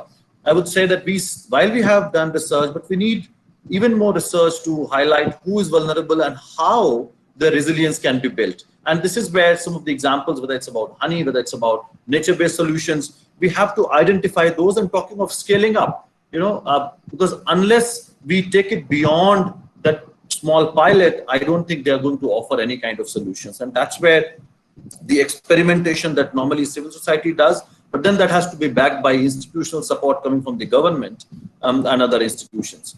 And we also need to look at people who are already facing uncertain future, people who are at the brink of displacement, and the ones that need to be helped in so many ways. And that's where the whole loss and damage mechanism becomes extremely relevant here. We need to develop local level plans, while we have state climate change action plan, but district level plans and local level plans are important. And this is where Climate Action Network South Asia is doing fantastic work in several districts in other parts of India. So I would request you to connect with Sanjay on that, and Sanjay can also give us an overview on what's going on. That's what is needed. While we can connect with global institutions, we can influence state level plans, but unless there are local level plans emerging, identifying hazards and risks and plans that are to be required and resources that we need to be putting in, we cannot achieve that change. And that's where we need to differentiate between where resilience can be built and where we have to really move people. We have to look at planned relocation. And that is again another discourse that's happening at the global level where we can plug in. And linked to those plans, then we need to talk about budget. What kind of money would be required to fund these plans? And that's where the whole bottom-up approach is very much required. And all those examples and stories that need to be taken to national, regional, and global levels. And we have to really do some kind of demonstration where we can talk about effort. When small island states talk about their vulnerability, they also talk about what they have done. In fact, even in our country, we have seen how disaster management still doesn't interact with climate change community as much. Whereas in small island states, we have seen that that system has been integrated to a large extent. And this is where civil society can play a very important role in not only identifying stories, but also pushing governments to talk to each other. Again, if I take you back to 2015, one of the workshops, or one of the, I would say, key workshops organized by CANSA in partnership with many organizations, that was the first time when NDMA, was speaking to Environment Ministry. And result, you can see that the plan that government submitted, the Climate Action Plan, or what we call as NDC, first time talked about adaptation and loss and damage. So civil society can play an important role to bring different actors together and push governments at various levels to rethink and think out of box in many ways. And then we have to link these demands for loss and damage finance. Again, a body of work that's happening at the international level. It's a huge work, moving very slow, but momentum is building up. Last year, we achieved, major feat in terms of highlighting this issue. We are talking of billions of dollars. What we need at this moment is $300 billion by 2030 and more than $1 trillion by 2060. And that's the kind of numbers we are talking about. I know it's not going to be easy as a global ask, but we have to continue to push and connect that with what is needed in Sundarbans at the local area, because these are the kind of vulnerabilities and issues we are talking at the global level. So there's a lot to connect with these processes in terms of learning, in terms of drawing the linkages, and also make sure that the contribution or the money that is raised at the international level in near future also starts flowing to these areas and helps local people. So that's what I would like to say, as my initial thoughts. Thank you, Harjeet, for I think very important comments. We'll deliberate on that. Before I come to the civil society part of Sanjay talking, let in between take a government official, but an unlikely government official. Dr. S.P. Gonchoduri has been a government official, but he has worked like an NGO in Sundarban, and what Harjeet said very interestingly, at a much large scale, not small scale, 2 lakh solar installations in Sundarban. So very quickly, about 5-6 minutes, Dr. Gonchoduri, if you just touch upon the points which are required for Sundarban's energy point of view. Then I'll come to from Sanjay for the civil society part, what we can be done. So over to Dr. Gonchoduri, Professor Gonchoduri. If you can unmute yourself. Yes. Can you hear me? Sure, we can. Now can you hear me? Yes, we can. We can. Okay. Thank you. Thank you, Jayanto. It's a wonderful event you are organizing on 5th of June, World Environment Day. Really, it's a wonderful initiative. So I will be speaking a little bit on Sundarban electrification program. Sundarban was not having any power, electricity till 1993-94. And the first electricity, was provided by us in Sundarban area, in Sagar Island and Gosab Island in 1995, 95, 96 at that time. And that was through a microgrid concept. And after that, and side by side, there were also some, home lighting system, not some, many, more than 2 lakhs finally, home lighting systems. And a lot of people in Sundarban, about 3 to 4 lakh people of Sundarbans were getting electricity. And though that electricity was quite stable, and fortunately during Ayla time, also those type of electricity, from non-conventional energy source, particularly solar energy and biomass energy in Gosaba plant, they were supplying power in Sundarban. And I found that there was no, reliability factor, there was no compromise. Even in storms, cyclones, even after Ayla, we found all the solar power plants and the solar systems were working. Even the shelter, the house got damaged, but the solar light was burning. That situation was also, we have seen that type of situation also. But finally, in in 2010, some initiative was taken by the government to extend the conventional grid line to Sundarban. Now, Sundarban, one thing you have noticed, in Sundarban, there is no generation plant. Sundarban, there is no conventional generation plant except solar generation plant. And Sundarban is totally isolated by rivers, creeks, forests. But somehow that initiative was taken. And well, that is not a bad initiative. The conventional power may always go. There is no problem in it.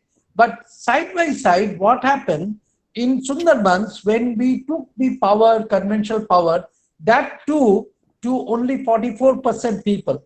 Now Sundarban, Sundarban, more than 60% people, they don't have access to electricity even now. Even now they are using either solar light or they are using kerosene lamp. But that conventional line was taken.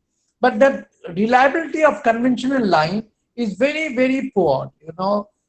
That is due to the one is, we are all aware now, Sundarban is the worst victim of climate change, and they are facing cyclones like Ayla or Bulbul or Ampha, whatever, and they are going to face that. They will face more frequently this type of cyclones with the rise of temperature, with the change of the climate. So now the point is, keeping in view this issue that Sundarban is going to face such type of situation, there will be cyclone, we can't stop that.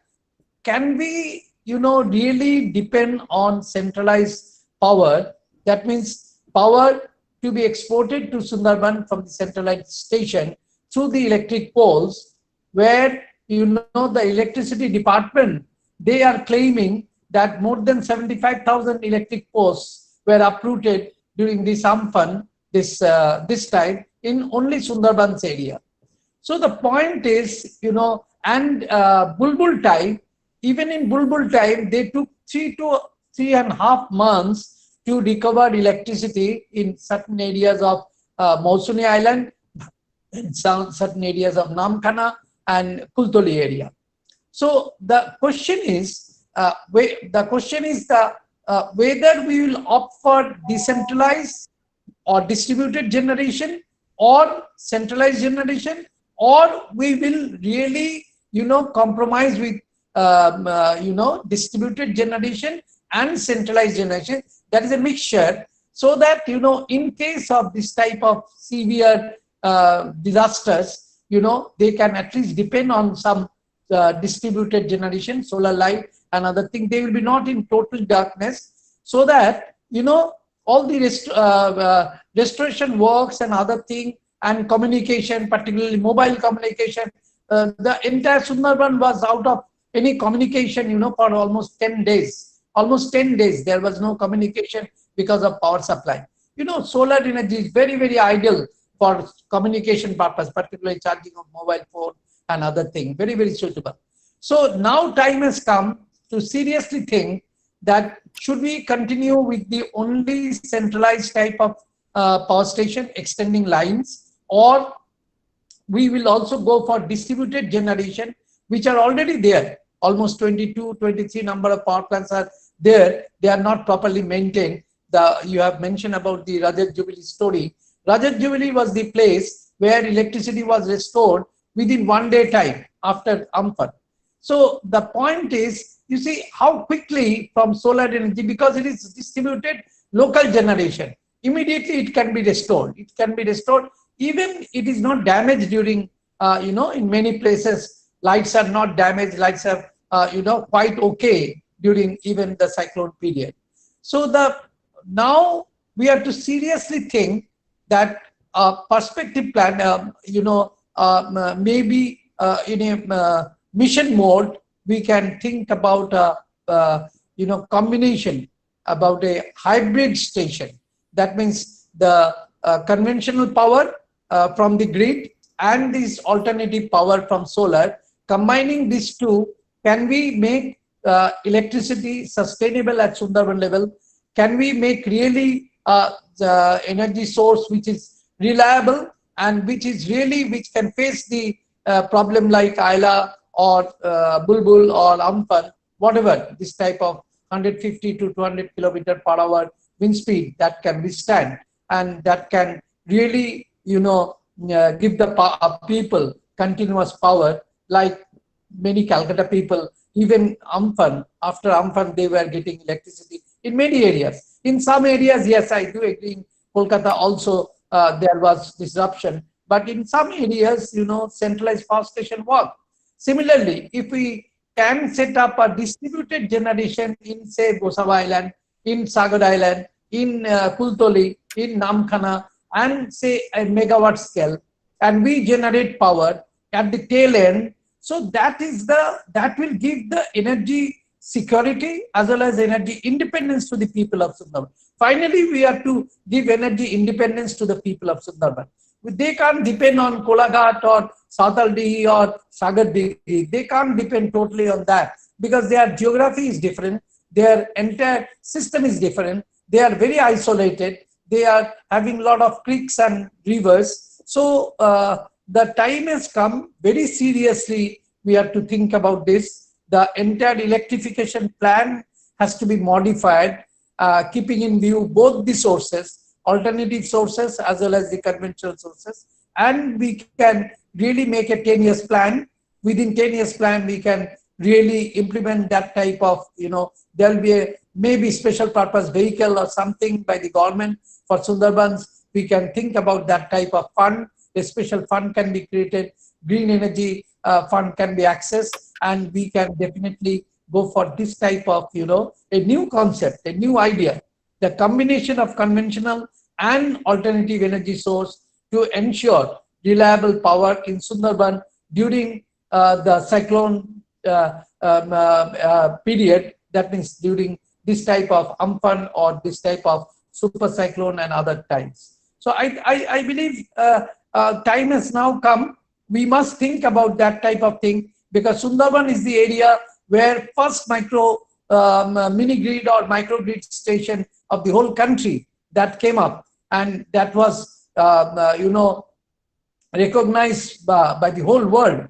So why not we again think about revival of the microgrids, whatever available, and doing some more microgrids and enhancing the existing microgrids, power of the microgrids, so that really Sundarban people, they are in comfort during this type of cyclones and super cyclones. Okay. Thank you. I think very, very important point. Thank you. Very, very important point. Sorry to interrupt you because we have to hear few others just to take points on table. No more wasting time. Straight to Sanjay. Sanjay, Harjeet has spoken about the civil society's role. And if before going to Sanjay, if I may say so, I think many other experts like Professor Dhrupajyoti Chatterjee, Puroshib Dasgupta, a very premier journalist, they've all joined this panel on discussion. So we'll be at sometime down the line, we'll be discussing. But first to Sanjay. Sanjay, tell me how the civil society in India, internationally, can take Sundarban forward in global perspective. Sanjay. Yeah, thank you, Jayanta. I hope you can hear me, everyone. So what I'm going to do, I've just picked up one, one initiative 5 years back. Civil society in Bay of Bengal came together, and they came out with a charter, basically a set of recommendations that we should be doing. Had those recommendations been implemented, things would have been much better after 5 years by now. Unfortunately, I just picked it up yesterday, and I thought I should share with you some of the recommendations. Only three. I will not take much time because Salim and Harjeet has already covered a little bit of that. This was a many civil society from Bangladesh and from India. They came together, and then they basically had a good deliberations. We had series of consultations in Kolkata, in Odisha, Bhubaneswar also, and then in Dhaka also. And they all, I mean, focus was certainly on Sundarbans as a joint hotspot that we need to manage. It's a joint responsibility. One thing they mentioned is about we need to localize disaster risk reduction approaches, and that is the challenge that is coming again and again. We can see at some places there is a salinization of agriculture land. At some places there is a damage to the infrastructure in Sundarbans. At some places there is a flooding which went on for a longer time. I also heard Professor Gaurav Chaudhary mention about it took 10 days to bring power back. I think that's the impact I'm talking about. And that is why localized disaster reduction is something that can that should be equipped with simple solutions that can be implemented on the ground. And solar is one example of that. Climate Action Network South Asia, we are already working in 3 states in partnership with WRI and also UNICEF, preparing district climate resilient plans and building the capacity of district officials, because they are the one who will play an important role in implementing Paris Agreement commitments of India, which we need to report back, which starts from next year, from January, this coming January, and for next 10 years. So that's the one thing that we need to focus on. And when we talk about localized disaster risk reduction, let's not measure it against, how much money has been lost. I think we need to look at impact basically on social parameters. Who is vulnerable as per their age? Vulnerability varies as per their poverty, as per age, as per gender.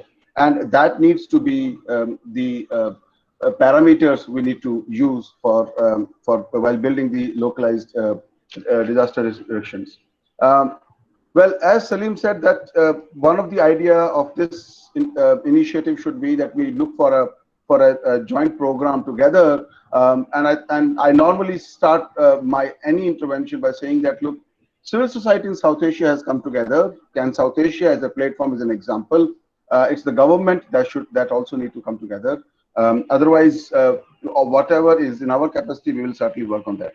Third aspect is strengthen instruments to support the risk reduction. And biggest gap in institutional capacity has been the data management, high quality data. And that high quality data would have played an important role. Janta, I read your articles about COVID-19 reverse migration happening towards Sundarbans, how Sundarbans become more vulnerable in terms of possibility of higher death because immediately Cyclone Amphan hit us. And I think that's where if there would have been a proper data and documentation, relief could have been provided in time, mitigation measures could have been taken in time, people would have been stopped to migrate to places which were hit more. So that's where, and livelihood can be revived faster if there is a high quality of data. And a most important part in strengthening institution is building the local institutions, the community-owned, community-governed institutions. That's the important. And I'll just, and then my last point is actually to look at comprehensive urban risk reduction and resilience building. Harjeet already pointed towards how migration is happening. You also mentioned that, Janta. And now there's a migration from villages to the cities, urban areas, and for livelihood. Suddenly there was a reverse migration, and now now we are into unlock one period in India. I'm sure in Bangladesh also things are easing up now. People will start going back to their jobs. So there will be a reverse migration again. And this is the time when migration takes place, which you cannot stop unless rural economy is strengthened. The documentation should happen. Urban management should take in account the migrants who are going to move. There should be schemes for them so that they do not face similar situation they faced this time. They were left without any food, without any rent to pay, and without any job when the lockdown was announced. So we have to one, this Bay of Bengal Charter comprises a lot more recommendations which are implementable and can add resilience. And second, of course, COVID-19 has certainly given us some lessons that needs to be incorporated. So I'll stop here and I'll look forward to answer any queries. Great, Sanjay. And please be there. Salim and Harjeet have a couple of other meetings to join, so they have. But because you are a key player, we have to work out together. Jaideep is also there, so we all need to be there till the end to kind of take it forward. I'll come to Jaideep. Jaideep, repeatedly this issue is coming about projecting Sundarban international level in media. But before that, let us hear Bhargav. Bhargav is somebody who is away from this climate change issue. Sometimes you need a person outside the periphery to shed light. Bhargav went to Sundarban with me and has an understanding, built up an understanding, the IIT Kharagpur, not only Bhargav alone, his own entire team, and they built up a wonderful, holistic, 10 issue specific project. We are in discussion with disaster management. We'll be talking with Sanjay later. But let's hear quickly from Bhargav. Bhargav, all said and done, the embankment and the physical infrastructure, say the transport, these are key issues in Sundarban. So what and how we can go about it? Very quickly, 5-7 minutes, so that we can take everybody's view very quickly. And let me also say that in between Mr. Tapash Ghatak, formerly with KMDA, has done a lot of work in Sundarban, has also joined. Many other experts. Dr. Bose is there. Dr. Bose, please be there till the end. I need your input in towards the health part of it. But first, Bhargav. Okay, thank you, Jantuda, and thank you, everyone. It was really, I'm delighted to really listen to all the panelists and so many variety of, way of looking at the problem. And it was really very interesting, and I learned a lot of things I learned. Coming to the point, about a year back or so, a group of professors, about 5-6 professors from various disciplines, we visited Sundarban, and with an idea of understanding how the situation looks like, the ground reality, and what we could observe and what we felt. We spent a good amount of time in Sundarban, and in essence, what was the realization that so many things were apparently good, but nothing was good in real sense.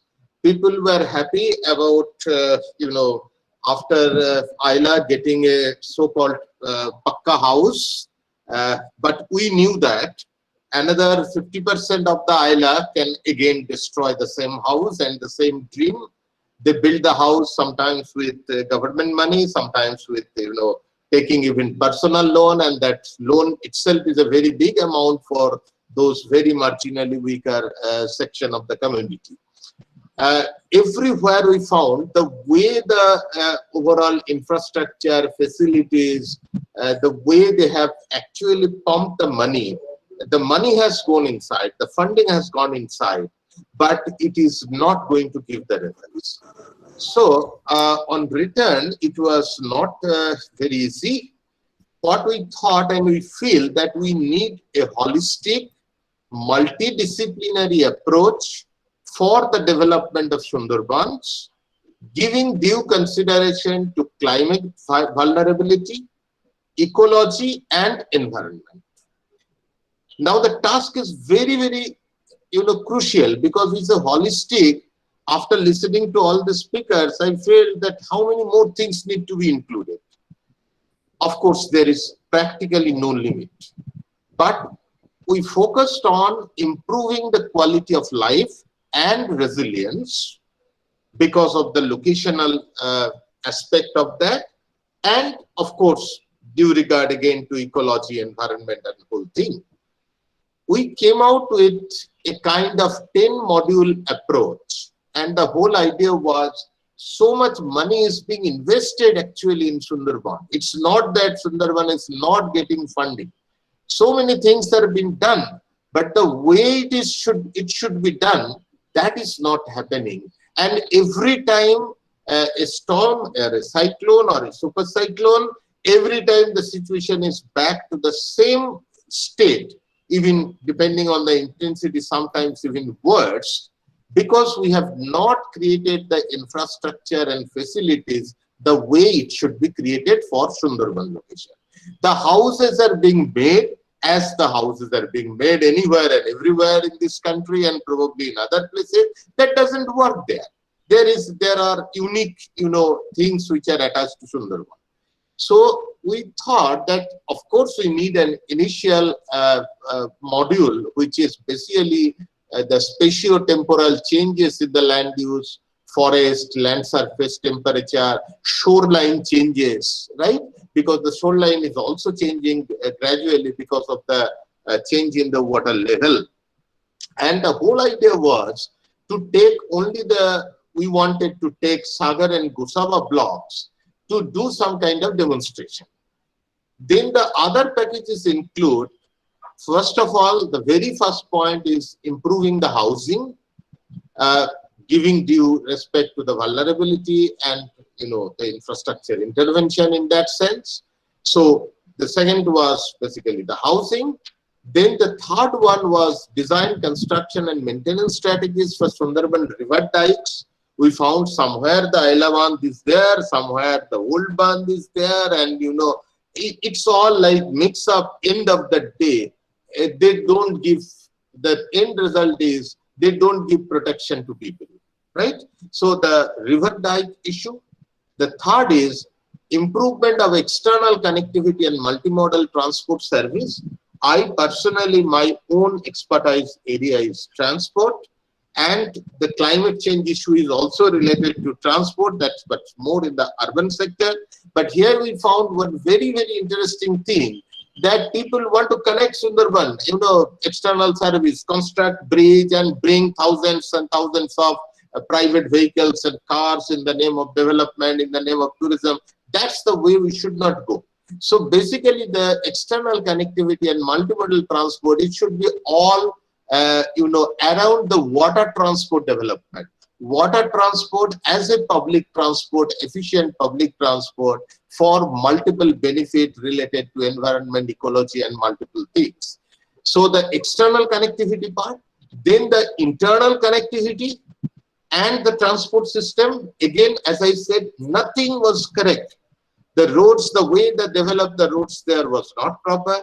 The way the local transport they are using, they are not environment friendly and not at all suitable for the Sundarban areas. So another module, module 5, is related to internal road connectivity and transport system. Then the sixth one was improvement of healthcare and tele-education service in Sundarban. These are basically the tele-healthcare and tele-education. Because we know the problems that the good teachers don't want to go there, don't want to stay there, and they spend very little time there. So taking advantage of the technology, what we are doing now in the during the COVID and post-COVID, that the same thing was thought earlier, even 6 months back. Then improvement of water infrastructure in Sundarban, that relates to the drinking water aspect. Then improvement of tourism in Sundarban, but again giving due regard to all this, it's not that tourism the way we develop other parts of the country, not exactly in the same way. It is the way it is suitable for the Sundarban, but improvement of Sundarban, tourism in Sundarban, and then infrastructure intervention. What all we'll be doing should get integrated on livability aspect. So what are the impact of intervention, infrastructure interventions on livability? And the 10th module relates to legal, institutional and regulatory issues in Sundarban, which are equally important, because the land record shows something, the physical land area is something. The ownership as per record is something, ownership as per the real situation is something. So there are a lot of legal, institutional and regulatory aspects which are there. So what we believe that, of course, we can always augment it the agriculture, the all other kinds of things also can come. But initially to start with the 10 module with multidisciplinary approach, so that the life of quality of life is improved, the resilience is improved, but we we give due regard to the climatic vulnerability, global climate change issues, ecology and environment. So IIT Kharagpur being an institute with so many departments with 600 plus faculty, any specialization you name, we have a faculty working in that area. So it's probably we are in an advantageous situation to team up taking people from different disciplines so that we don't lose the overall gross, holistic approach, and then take up one or two things to really say how the overall development should happen, and then the subsequent funding or channelization of funding becomes useful. I would like to close with this few things, and thank you so much. I would love to listen from others. Great. I think it's a very, very structured and pointed way of go about it. We have been in discussions for about a year now, Bhargav, and I think we are now in a position post Amphan to, with all the friends around throughout the country and beyond, to push home the important points. This is very important. One point you raised about livelihood, and there are two persons from the economic area, people from CARS who will talk about the business, and Professor Mahalaya Chatterjee from the Kolkata University. But before that, Jaideep. Because Jaideep, and also I request all of you to stay back because this is a very important meeting. My gut feeling as a journalist is a very important meeting is happening right now. So at the end, we will not just end with the formal presentation. We'll just have a 5-minute discussion among ourselves that how all of us can contribute to this cause of Sundarban in whatever way. So first to Jaideep. Jaideep, this is a oft-repeated question. Sundarban is not being projected adequately at the global level. We have been trying a bit. You have been trying a long, long time. We are also been trying. How we can take it further? Jaideep. Hello, Joanto. Hello, everybody. Good evening. Right. Okay, we have been going on for almost 2 hours now, so I'll keep my thing very, very brief. To start with, let me disagree with you. Let me disagree with you on the point that Sundarbans is not getting the kind of coverage that it deserves because of the media. It's not because of the media. It's because the very large number of articles on the Sundarbans that the media is doing are falling in just one group of categories. And that is big. I'm very glad that so many academics are here today. This is a point I wish to make, that if you see the kind of stories most of us are doing on the Sundarbans, you'll find that they fall into 2 or 3 groups.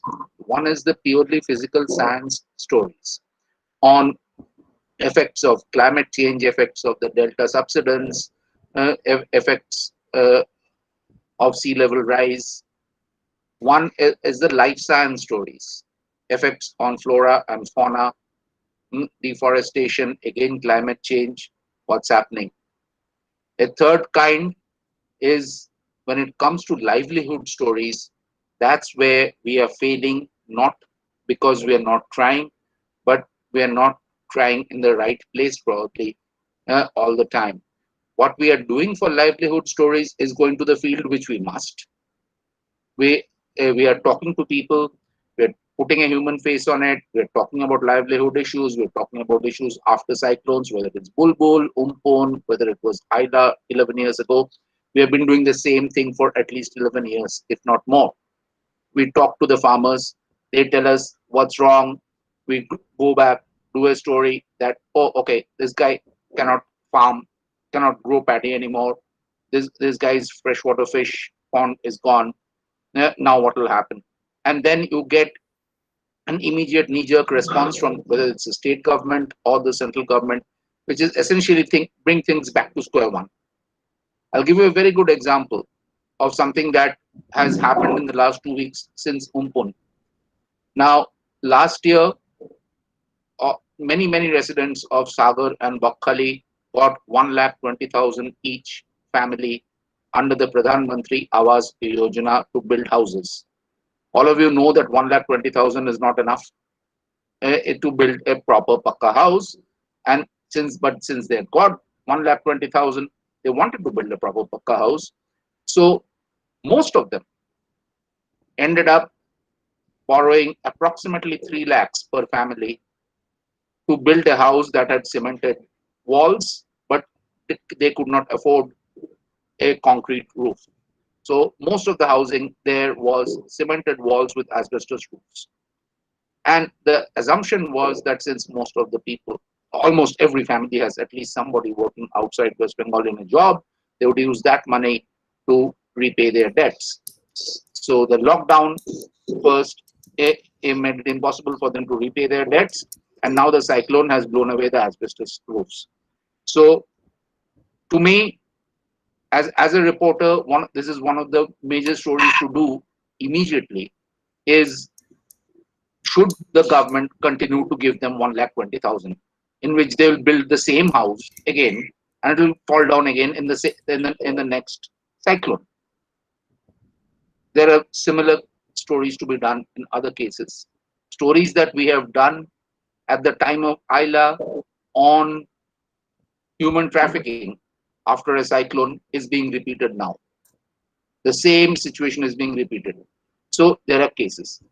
The point I'm trying to make to the academics, and this is my appeal to the academics, is that we are getting a lot of studies on which we can do good stories on the physical and the life sciences parts, the soil chemistry and the pollution in the Sundarbans. What we are not getting is enough good peer-reviewed studies on the sociology of the people in the Sundarbans. What we are not getting are enough good peer-reviewed studies on the anthropology of people in the Sundarbans. And this is, I'll stop after making this one appeal to Jayanto, since you are doing a lot of good coordination work on this. This happens, this is occasionally happening on a case-by-case basis. If an academic happens to know a reporter, he or she hands over the paper to the reporter or gives the link. But if we could institutionalize this, it will make a lot of difference. Thank you very much. Thank you, Joy. Very, very, very points. Definitely, I think we'll be talking about this communication component at length sometime very soon. But a very quick comment on what you said. I think Sundarban is kind of branded with disaster. That's the point you make, the repetition of the story. When you go to your editor and talk about Sundarban, the obvious question is about the storm, the obvious question is all about the sea level rise and how many houses being lost, houses and like that. So it's a kind of a mindset, the editorial mindset. And when I say that it's not being going to the international level or adequately, I'm basically talking about the mainstream media. So this is a mindset. We all face that mindset from our editor that, okay, I'm giving my example to you. When Bulbul happened, Bulbul had 145 km/h, which was 35 kilometers stronger than Ayla. But fortunately or unfortunately, Bulbul traversed across the Sundarban from western part to eastern part to Bangladesh without coming to the Kolkata side. And Kolkata was not bothered. No mainstream media has reported Sundarban. Myself and Chandrima from Telegraph, we actually went there and we did stories. Also, I did story for you and a few others. So, but just nobody, some stories from the local side, not big stories. But when this time Umpan came to Kolkata, and Kolkata, I would say, I very consciously say, inconvenienced. Kolkata didn't face the disaster. It was inconvenienced. Kolkata suddenly woke up. So that is the mindset of our editors as well. So that what happened? How many people died? Some people ask me, how many people died? When I tried to make him understand that at least 30,000 people lost their houses, well, so what? How many people died? Now the disaster management has improved over the years. People don't die that frequently that they used to do before. So there are certain Jaideep, issues with the communication component which you might have to think more deeply. So what is the strategy? What are the counter strategies as a journalist, as a group of journalists we have to do to take it in that level? Otherwise, we'll keep on repeating the same stories year and year, and by its name will change. It will from Ayla to Bulbul to Umpan to something else. So I think you need to take a leadership on that and come to that. That's right. I think there are lots of other people here, including Buroshib. I would much rather listen to them. I will not respond at the moment. Let's listen to the academics and the other journalists who have been covering the area. Let's complete with the economics part, and then we'll come to the discussion briefly. Yeah. Okay. They are all there. So let me go over to Professor Mahalaya Chatterjee. Mahaladi, you was there. Mahaladi, can you hear me? Mahaladi, is Professor Mahalaya Chatterjee there? Yes, I can't see her. Mahaladi, are you there? She was there only. Mahaladi was there very much. Okay. I can see her. She needs to unmute herself. Mahaladi, if you can unmute yourself. Mahaladi is there. Mahaladi. Yeah, I can see her. Yeah. Okay. Oh, Mahaladi, please unmute me. I think from your side also, can you unmute? No, I think Mahaladi has to unmute herself. Yeah. If you run your mouse over the bottom of the screen, then the bottom of the screen shows up, and then you can unmute. Yeah.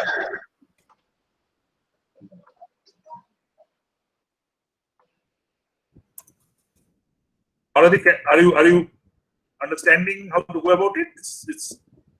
Otherwise, I'll be going to Bipul and then to Mahaladi. In between, I believe these things will be sorted out. Mahaladi? I just wrote, Didi, you can unmute yourself.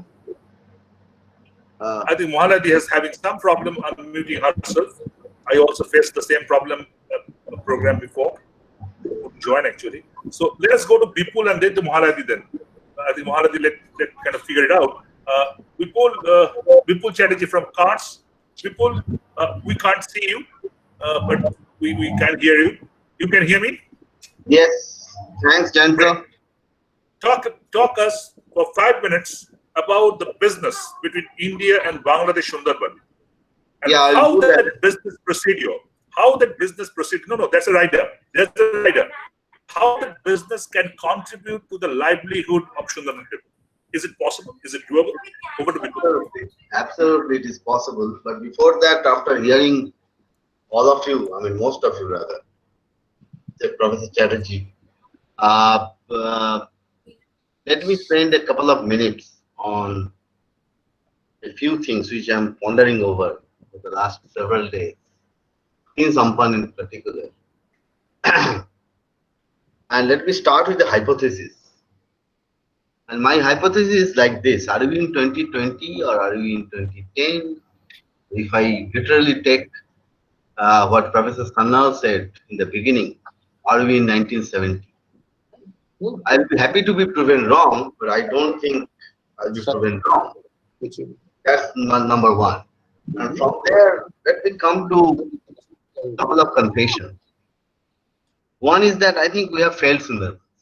There is absolutely no second thought about it. I was reading a number of reports in various newspapers, popular media, other media, and I'm yet to come across, I mean, I don't know, some of you might have come across, but I'm yet to come across any appeal of that sort from the so-called eminent persons and others from West Bengal or from Bangladesh or from India or from the larger world for at least the relief work for the people whose livelihood has lost. I mean, and this is not the first time that their livelihoods have lost. And they have to rebuild it. I'm sure they're going to do it, but on their own. Secondly, you see, I think we need to stop romanticizing and we have to call a spade a spade. I think there is too much of romanticizing with the nature, particularly in this case, which is going on. And that is in some way constraining ourselves in thinking in the manner in which both Harjit and Sanjay have spoken. The fact is that I know, Jayanto, you have made this proposal a few years back. I'm sure many others have done it as well. It is because of the Sundarbans, the people of Greater Calcutta and Greater Dhaka. They are being saved again and again and again. But are we ready? I don't stay in Calcutta. I have never stayed in Calcutta. But Greater Calcutta, of course. Are we ready to pay Sundarbans tax? That's my question. Jayanto, can you, with Yes. your network, I proposed it a couple of years back in a public meeting that all municipalities should pay Sundarban tax to Sundarban. Fine, it must. but what has happened to that? I mean, are people ready to pay? Are people ready to pay? Is there any study? Willingness to pay study? I don't think so. That brings me to a couple of points which I wanted to flag. You see that there are a number of small initiatives which are going on, which we have heard. Sushila has spoken about it. Some others are also talking about it. There is enough resources in the Sundarbans which can be sustainably used for the purpose of generating new and sustained livelihood opportunities for the peoples who are staying there. We have to remember that the population in Sundarbans that is increasing, which is quite but natural. So therefore, there is this conflict between population and nature is bound to increase. And as a result of various factors, including climate change and other factors, we are going to see more and more disasters like this. The duration gap between disasters may come down. We may see them every year, every 3 years, 5 years. And people of Sundarban will keep losing their livelihoods. They will keep migrating out. And there is also the issue of human trafficking and things like that, primarily due to lack of livelihood opportunities. So what we need to do, I completely agree with Harjeet and Sanjay, that we need to see that how can we sustainably use the available resources there. Tourism is very good. Sushila has spoken about it. We have done some work on that. And then other products, there are products which can be used, which can be produced at a larger scale, but in a sustainable manner. And then they can be traded. There is scope not just between India and Bangladesh, but also there is a larger market. No, I was surprised to hear from Sanjay that there is this Bay of Bengal Charter, which is prepared by a group of civil society organizations. That's very good. But what are you going to take that forward? That's something which I was pondering over. So my point is that we need to look at Sundarbans in a much more holistic manner, in two senses at least. One is, after hearing all of you, I think there is no whole of government approach. Right hand doesn't know what the left hand is doing or not doing.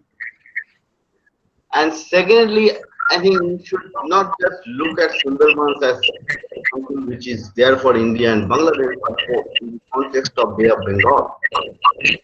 And then we need to see whether we can, quote unquote, exploit the BIMSTEC grouping for the benefit of the blue economy of Bay of Bengal and Sundarbans.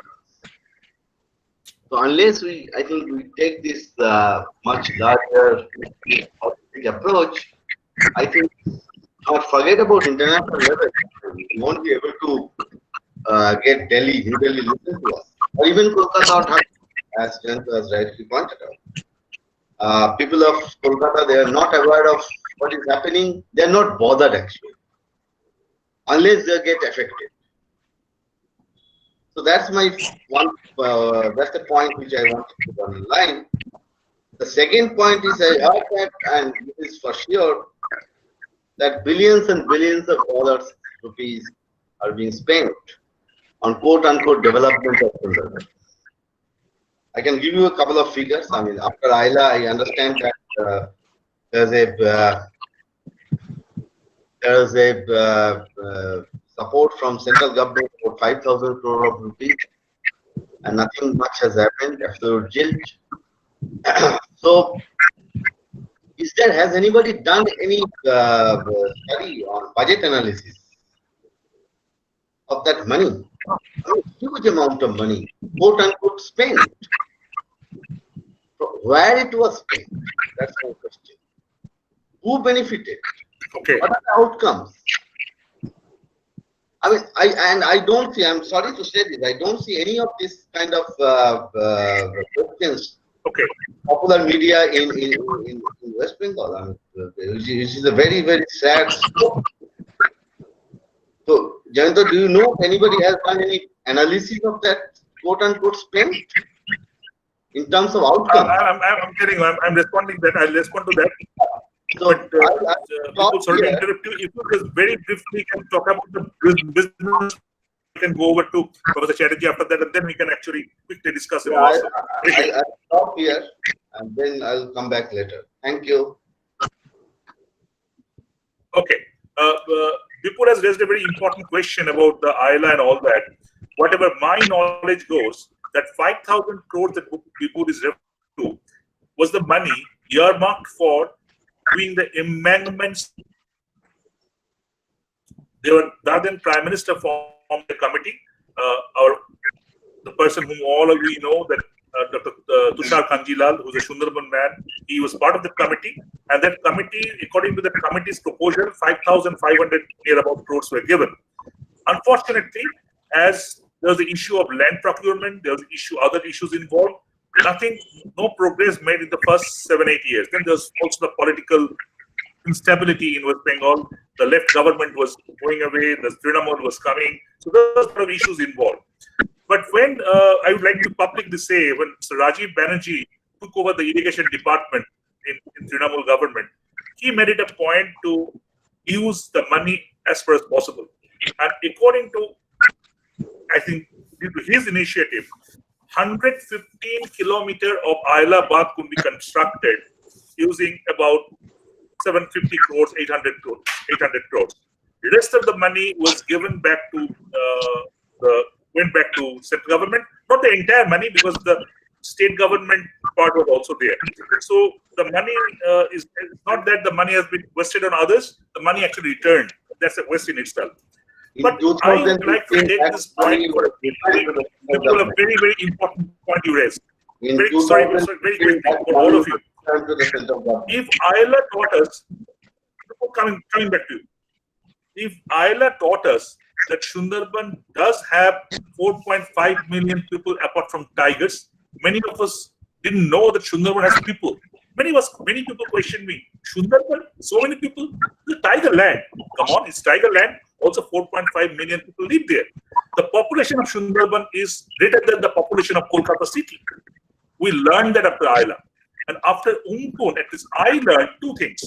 One is, wherever the Ayla embankment was made, that perfectly stood the whole problem of storm. Ayla embankment worked pretty well in Sunderban. So that's a solution which I think we should try to explore more. I went to that point where the actual landfall has happened by the lat long. It's a place called Uttar Chandanpuri village, nearest to the landfall point. I, along with my daughter, went there. And I saw that even there, the Paka houses, they are being affected, but they stood ground. So it's very clear that, as I think some of you pointed out, if we could have proper Paka houses with roof. I think Jaideep or somebody pointed out actually that they actually 1,20,000 was not good enough. Yes, that is not good enough. And that's where they often compromise with the roof. They often compromise with the roof, and the roof blew away. So we need to have a Paka roof on a Paka house, and we also need to have an Ayla embankment-like kind of embankment that will stand the Sunderban people in a very, very good way. Good to see Mr. Tapas Khattak has rejoined. We'll come to the last discussion, but over to now. People, you have anything more to add? I'll go over to Professor Mala Chatterjee. All I wanted to say at this point of time, that there is absolutely no accountability mechanism about the money which is being earmarked for the quote-unquote development of the world. We have to have an accountability mechanism. We have to have local accountability tools in use for better governance of Sundarban, not just Sundarban, but the whole country. Very logical point. I think we need to explore that, how we can have accountability. Fine. Let's kind of stop with Vipul and now over to Professor Mahalaya Chatterjee, economics professor in Capital University, and how she sees this, because I understand, I know that she is an urban economist. Please link us how we can go about it. Mahalaya, over to you. Good evening. Good evening. Am I audible? Yes, you're perfectly audible. Am I audible? Perfectly audible. Okay. So let me start it this way. I am the last speaker, and I hope I am not the person to say the last word about anything. But the problem is that whatever be the problems of Sundarban, whatever be the everything is blamed with unplanned urbanization. And again, you see, when we are seeking the solutions of the problems, you are going back to urban thing once again. Now, if I look at it in this way, that the Sundarban area, what we know as Sundarban, has three layers. One is the core area, where we have the biosphere reserve, the Sundarban National Park, then the transitory area, and finally the stable core area. So most of the problems of Sundarban we are discussing are basically with this transitory area. It's transitory area, and for the first time after Ayla, we heard about this climate refugees. Because of Ayla, they were displaced, and where did they came? They came to this transitory area. And after that starts the core area. Now, I don't know whether it is the effect of Ayla or whatnot. Now, when we saw the census of 2011 for West Bengal, for whole of West Bengal, there are lots of new census towns emerged, but some of the districts which led the list, in fact, West Bengal was the first in the number of new emerged census towns in 2011 census. More than 590 census towns were there, and South Chobbish Pargana was one of the districts with leading with that, and that was 114. Now, one can understand that in our way of counting towns, of emerging towns in census and others, we take into account three things: the population, that is the threshold population of 5,000 persons, then the density, that 400 persons per square kilometer, and then the occupational criteria, that more than 75% of male workers should be in non-agricultural thing. And as for most of the states of India, the same thing happened in West Bengal. There was exodus from agriculture, and there was mass change of occupation. People shifted to different types of service occupations, and West Bengal is no different, and South Chobbish Pargana is no different. But if you look at the map of South Chobbish Pargana, and if you could see that where are these clusters, from where these 114 new towns came up in West Bengal, came up in South Chobbish Pargana. One is around this Bojboj, Mohestola, that plain. I am not talking into that. But the other three clusters, one is in Baruipur, and other two are the two gateways of Sundarban, one around Canning and one around the Diamond Harbour, the thing, and so and so.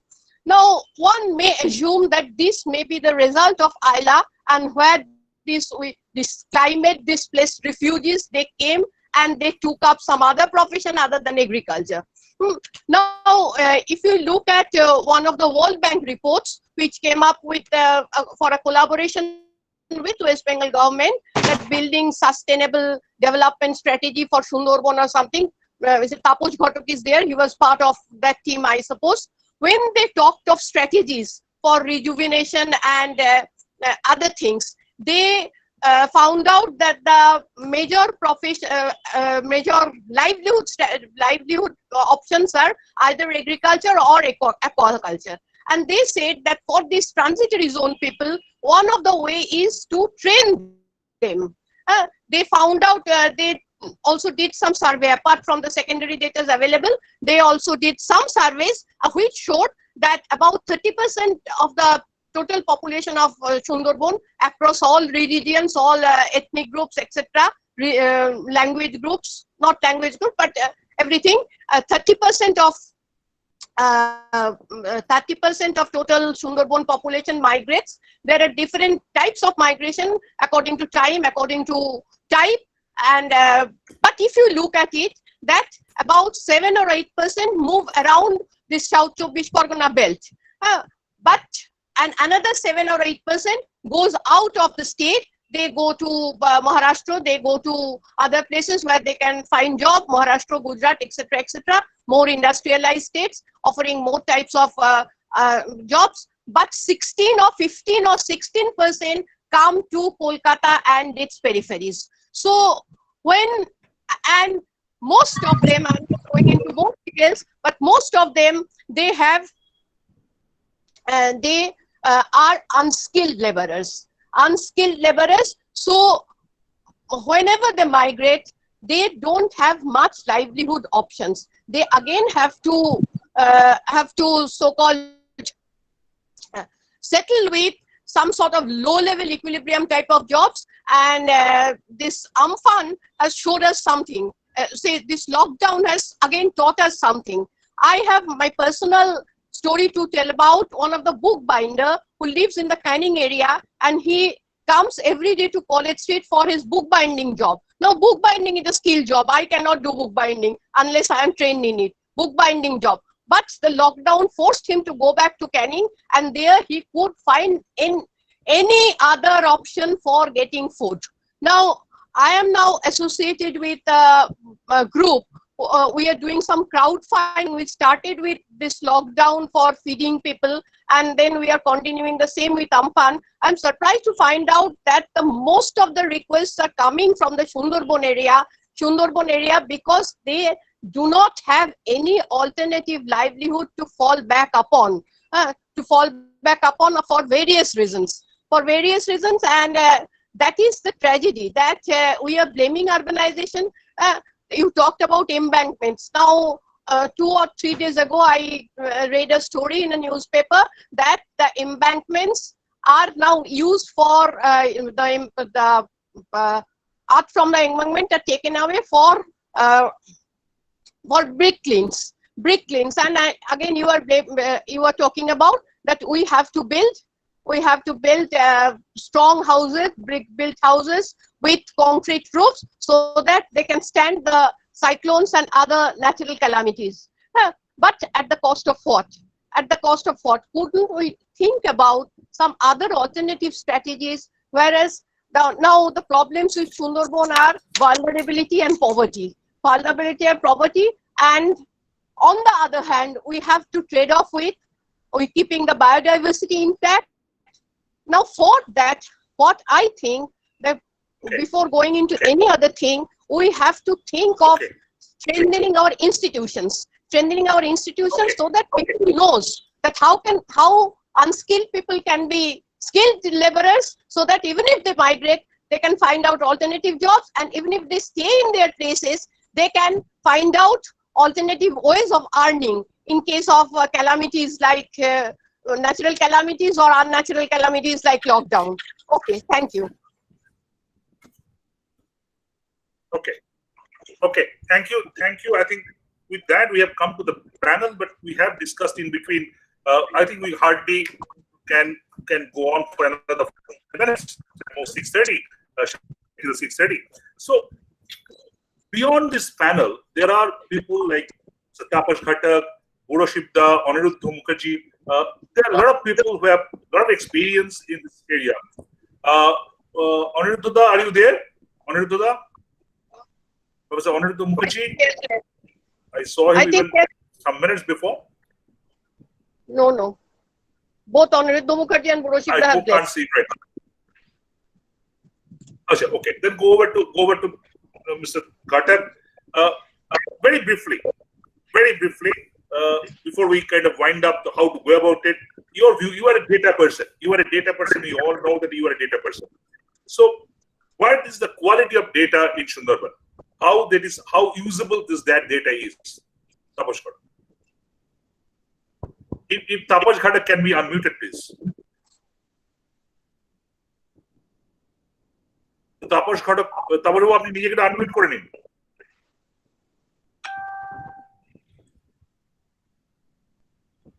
আপনি এটা unmute করতে পারবেন নিজেকে। ওটার উপরে click করলে unmute হবে।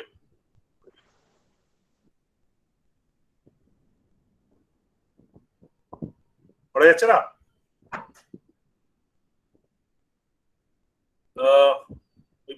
ওটার উপর ক্লিক করলে ওটা কার্সারটা নিয়ে গেলে আনমিউট করতে পারবেন, দেখুন। ওকে, some issues there. Sanjay, Jaideep, everybody, Parthav is there from the very beginning. I think we need to connect Sundarban and also the urban Kolkata like that. Sanjay, if I go back to you, Bhargav is also there. Bhargav, you have heard about this point that if we use break, how useful that is. That's something we need to bother kind of think about. But Sanjay, are you there? Can I? But is I'm here. I'm here. I'm here, Jen. Sanjay, now. I'm here. Okay, great. Before I come over to you, you have heard the entire panel of discussion. How we can plan this if we kind of try to formulate a global response on Sundarban, including India and Bangladesh? How we can go about it? Yeah. Yes. But Janta, maybe I'm trying to share my views a bit loudly. I haven't thought much about it, but what I heard again and again from various speakers is that it is important to localize interventions, and that should reflect in the plans. I'm sure there are a lot of plans in place for Sundarbans. Sundarban is one of the most researched and most area that has been studied very well, and a lot more plans and recommendations must have been there. And one of the things that has come out very clearly is that we need to localize our interventions as much as possible. Same, both sides, India or Bangladesh, both sides. Okay. Of course, effective localized intervention. Yeah. Localized intervention is important because, and of Desi, when we talk about how we can contribute globally, I think globally one of the biggest factor is resilience against 1.5 degree temperature rise. In fact, maybe higher temperature rise. Keeping that scenario in mind, if we can build resilience by local interventions, we'll be contributing into a global goal.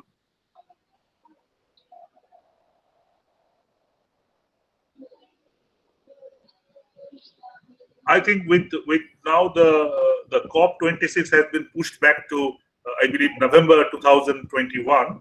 We have quite a bit of time at our hand when we can actually strategize how to take Sundarban issue at that level, because I understand whatever input I have that UK government is very keen to project Sundarban as one of the focus areas in COP26. The Kolkata office, the regional office, the man who is in charge of the office, Nick Lowe, he was also in Bangladesh beforehand. So he has a fair idea of Sundarban, not necessarily Sundarban, but both sides of the Bengal. And he's trying to build up a global response and kind of link on that. Okay, Mr. Ghatak, are you there? Are you in a position to talk very quickly? Mr. Tapas Ghatak, I understand you have joined again. He's still on mute. Tapas Babu, আপনি শুনতে পাচ্ছেন? Tapas Babu? শোনা যাচ্ছে? No, still he could not. Jaideep, going back to you. Not necessarily the communication strategy, but yeah, look, okay. Overall, from everything where we go from here? Yeah. From the communication point of view, you wanted me to stick to communication, and I'll do that. If I do a search, a proper search, over the last 3 years or so, I'll probably be able to find maybe 100 or even 150 good stories on the Sundarbans. If we put in some effort, this number can be doubled. Will that bring Sundarbans to the global to the attention of global policymakers? Will that get Sundarbans a lot of money in terms of money from the GCF or from the adaptation fund or whatever? The answer is no. This will happen only if the governments of Bangladesh and far more importantly, the government of India actually push for it in the global forums. The government of Bangladesh does push for it, but it does not push as hard as it pushes an overall sea level rise, money we need kind of narrative. The government of India does not push for it at all. And it is the government of India that has to represent, as the federal government, has to represent the country in international negotiations, especially when it comes to money. And if that does not happen, then we can write 500 more stories and probably can bring something to the attention of the globe. But unless the government of India negotiators negotiating at the COPs, negotiating at the Green Climate Fund, negotiating at the Adaptation Fund, actually push for money for Sunderban's projects, it will not work. And let me be very clear about this, that the government of India will move only if it is moved in through official channels. Yes, it moves a little bit. If it reads a lot of good stories on it, it moves a little bit if NGOs push it. But for it to really move, the West Bengal government has to push much harder. I'll stop there. Okay, absolutely. Jayanto. Yes, Vipul. Jayanto, I mean, begin with. Quickly. Yes, come on. If it is possible for you or any other organizations who are working on Sunderban to do a quick survey of people living in Greater Calcutta about their willingness to pay for the benefit of Sunderban. People, very important, but I think what Jaydeep has just pointed out, the call is on government. Is government kind of exploring the idea of taking Sunderban tax? Government has to come out on this. People cannot pay from their pocket, go to the pocket and say, this is Sunderban tax. Government has to introduce it. We can do a survey and tell the government, look. Very important point. I mean, come on, Sanjay. Are they ready or not ready? Sure. That's very important. I think we can really talk about that. Sanjay, quickly. Yes. Janta, couple of things. I think what could be the next. I think one, certainly as Jaydeep said, that of course there are stories and all that. But if you really want government's attention, I think we need to highlight the threat to the critical infrastructure that exists in the Sunderbans area. Rampal power project in Bangladesh, though we don't approve it as civil society, but it's a very important infrastructure for Bangladesh government to draw their attention that you need resilience of that area. So that's one. Then second is, I think we of course government need to work on it and they need to put it forward as a joint put together. But I think civil society need to draw attention, and we have not done much. Of course, we are certainly highlighting our focus. Certainly is more on impact, bring impact stories, and I think we have done that in case of Cyclone Amphan. We have done that for Cyclone Nisarga also. But I think one thing could be, Government of India does talk about vulnerability and highest vulnerability, and we are a vulnerable country. I think we need to certainly, for example, can we plan a session on Sundarbans in India Pavilion? Can we bring forward a panel of experts in October and next year in COP? And in between, we do ample stories around. That is one thing which basically amplifying the suffering of Sundarban people. That's one. On the other hand, we certainly need to document the good case studies from Sundarbans and rivers. So that change is possible. We can certainly work on that. So it has to be a collective effort. I would suggest we have got a lot of ideas here. Maybe a smaller group can have a call later on, just to look at next steps. Long-term and short-term steps that we need to take on, and then we keep the group informed. Okay, great. I think Mr. Khatak couldn't open up the unmute part. Bhargav, are you there? Bhargav. before I wind up, yes, I am there. I am you there. have heard Mahaladi talking about it. Just a question, and I like I want a one-line answer. Do you think whatever you are proposing on the infrastructural side in Sundarban are doable without compromising with environment and ecology of Sundarban? Is it possible to do that embankment in that way, do the housing in that way? Is it possible to do, considering the remoteness and everything of Sundarban? Yeah, see, this answer is that it has to be that only, because whatever you do, the stars which are actually in the mind has to be same. So these are like the stars. These are the overall, principle that will guide. So everywhere these key aspects have to be there. They are like the central position. Rest everything go around that. Now the question is, we try to be interdisciplinary as far as possible, but we would certainly welcome and feel very happy that if, as much as we can, make it interdisciplinary and multidisciplinary, so and that customize but at the same time, it has to be deliverables also. I mean, we make it two parts because everywhere the focus is different, right? So ultimately it is to be delivered also, but protecting all these aspects. So what Mahalayadi told and many other speakers told, those are the key fundamental things. They are like the core. So anything we are doing in the periphery has to be within the principle of the core.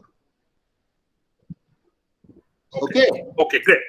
Okay, so before I wind up, I just would like to share, because this question has been raised by Vipul and also Jaideep and Sanjay.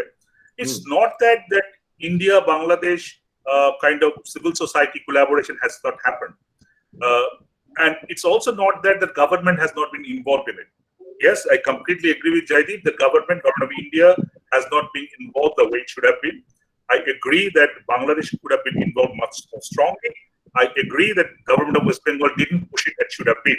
But at least a beginning has been made. If I can share, in 2009, Jairam Ramesh, the then Environment Minister of India, and the Bangladesh Environment Minister, Hassan Mahmood Saab, who is now the number 2 in the cabinet, both of them came to Kolkata along with the government of West Bengal to sit. And that was the precursor of the agreement that Sanjay, you were referring, the agreement between Dr. Manmohan Singh and Sheikh Hasina. And that was the starting point. So it's already historically, the civil society has pushed government to have an agreement. That's the first point. Unfortunate part of the story is that agreement, whatever being agreed upon, were put to bed. Nobody worked on that. In then 2014 and 14, myself and Anurag unfortunately couldn't be today because he has a word of meeting.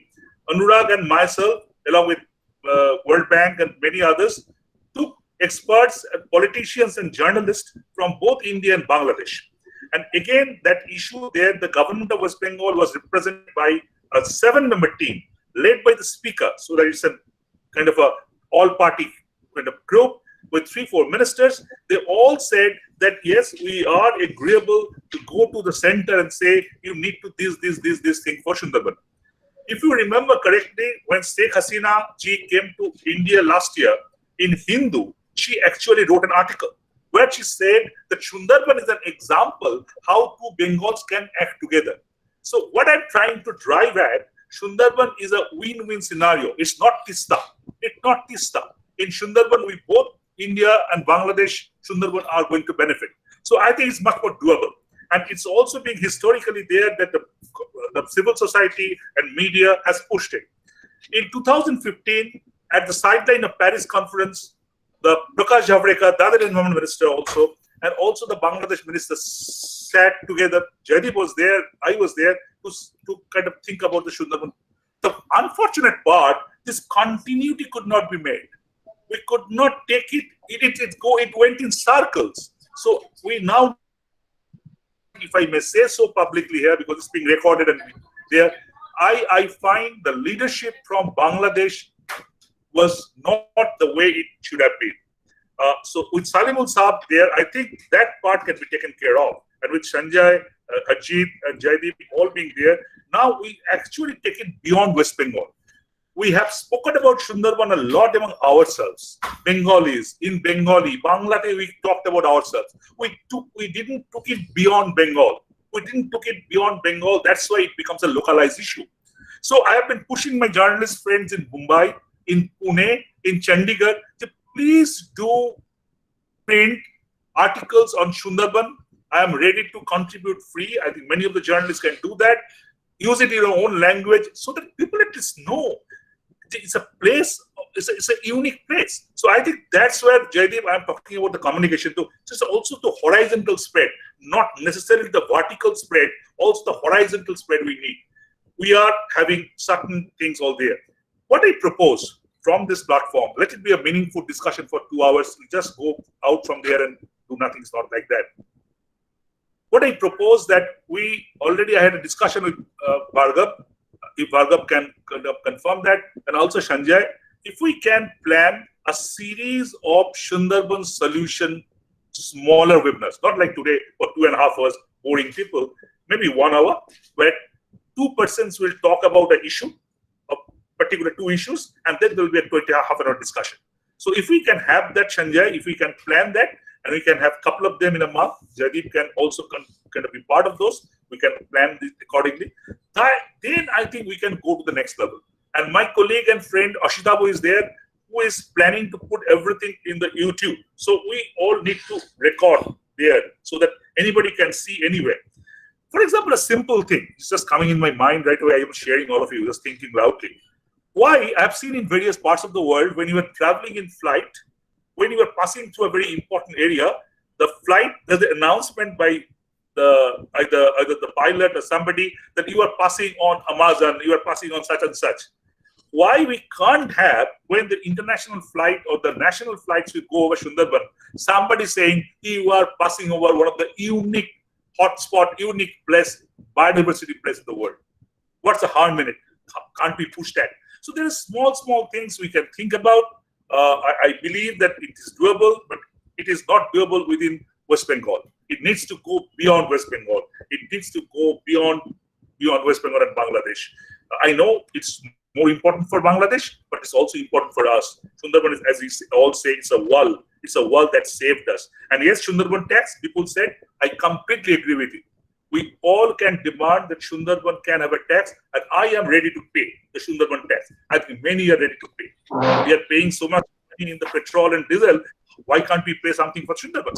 So I think that's something, that's my point. And before I conclude, anybody has any bursting point to say which has not been discussed? Sanjay, yes, go ahead. Go ahead. Jayanta, one thing, if you want, I mean, I'll just give you an example. Of course, Amazon forest is not known for good things, but it is also one of the hotspot. I think Sundarban should have similar kind of visibility. Yes. Bhargav, can we have these joint meetings? Sanjay, can we have these joint meetings? Yeah. I just unmuted myself, but Mr. Sanjay started speaking, so I just kept quiet, let him finish. And then, thank you, Mr. Sanjay. I mean, it is really a very valid point. See, I am extremely happy if we want, I mean, let it be like all together. I mean, maybe, whatever forum you want to say, multiple forums, including IIT Kharagpur, we can organize a series of talk and lectures, right? That's wonderful. I am very happy to do that. Even I would have loved to, invite you to IIT Kharagpur and do it physically here. But under given situation, that's not possible. So we can make it like this kind of event, but not too long. I mean, one event, 1 hour maximum, not exceeding 1 hour. 1 hour. So maybe 30 minutes for just 30-35 minutes for talk, and then 15-20 minutes on delivery. It is very important that we do it with a target. What we want to do, we are happy to host it and listen to it, but it should not be only discussion.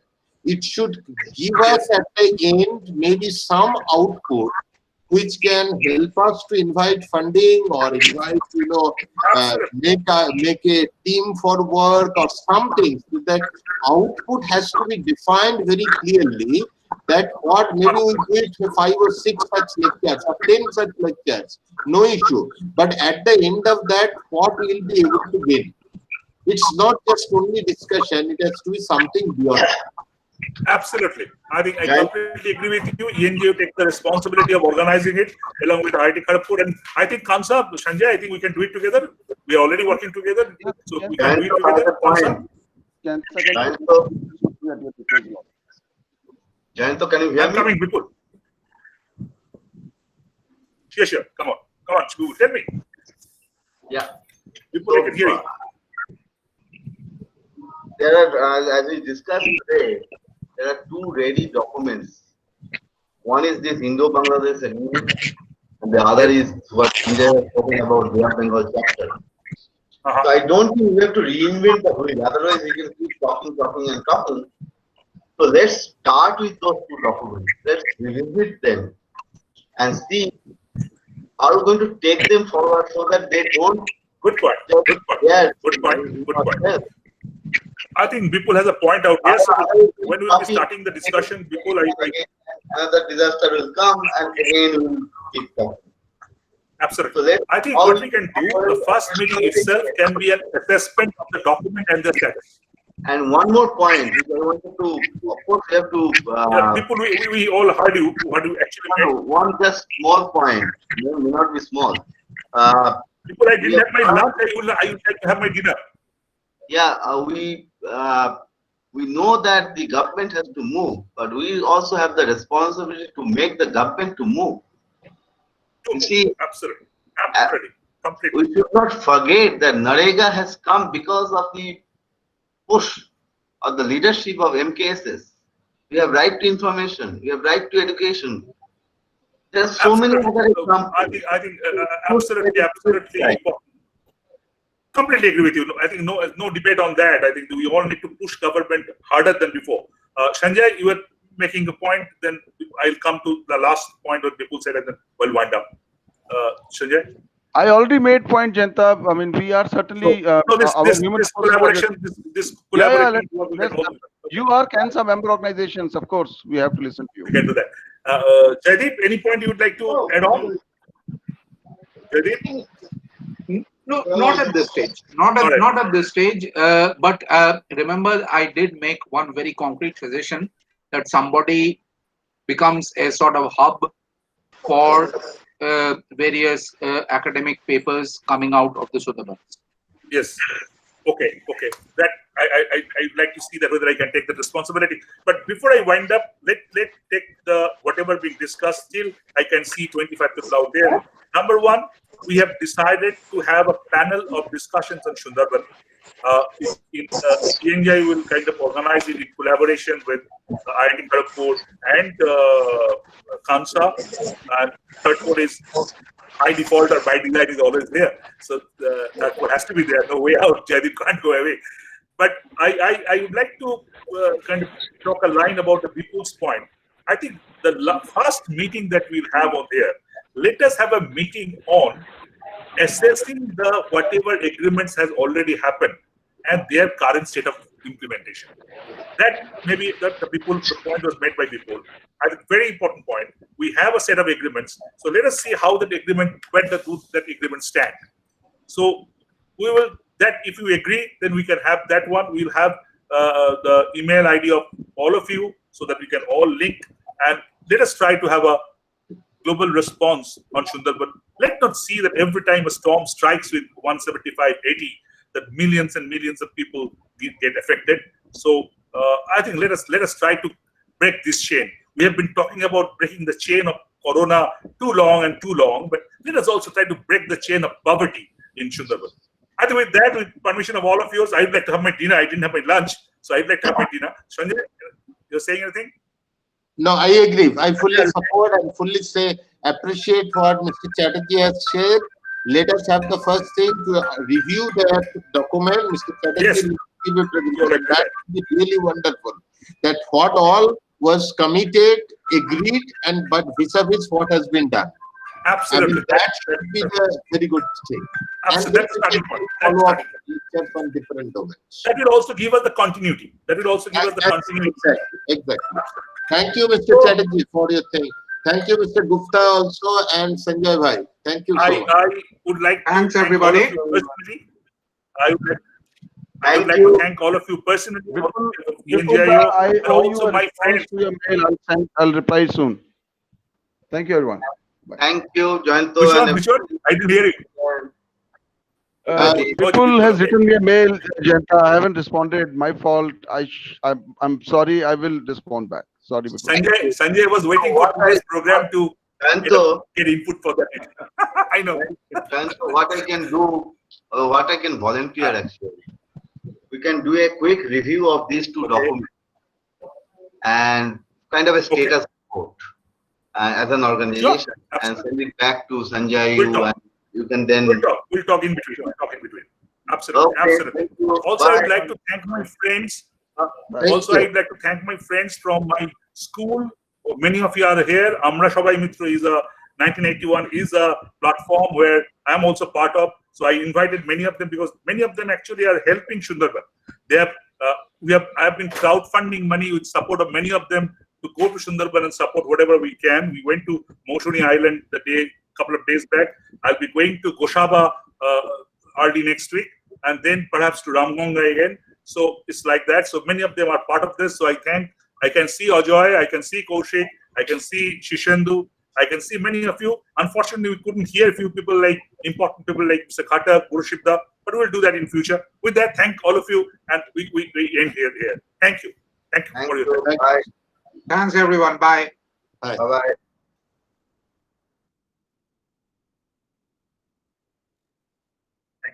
Bye.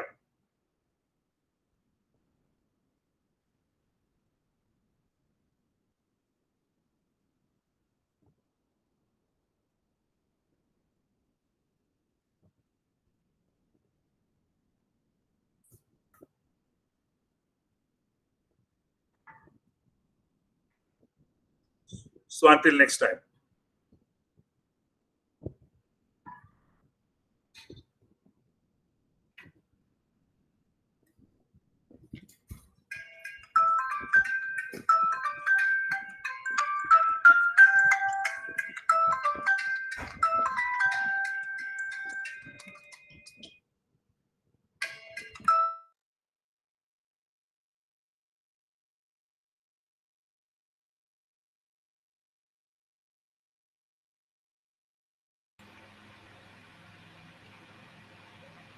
আরে কি হলো Saida,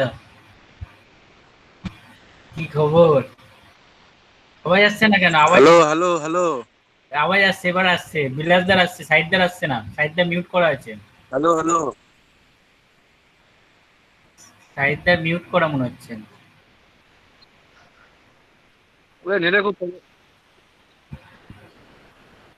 net খুব problem করছে রে। ও ঠিক আছে, tata. আয়াতদার আওয়াজ আসছে না। সাইদদার আসছে না। সাইদদার আওয়াজ আসছে না। আওয়াজ আসছে। আমি অফিসে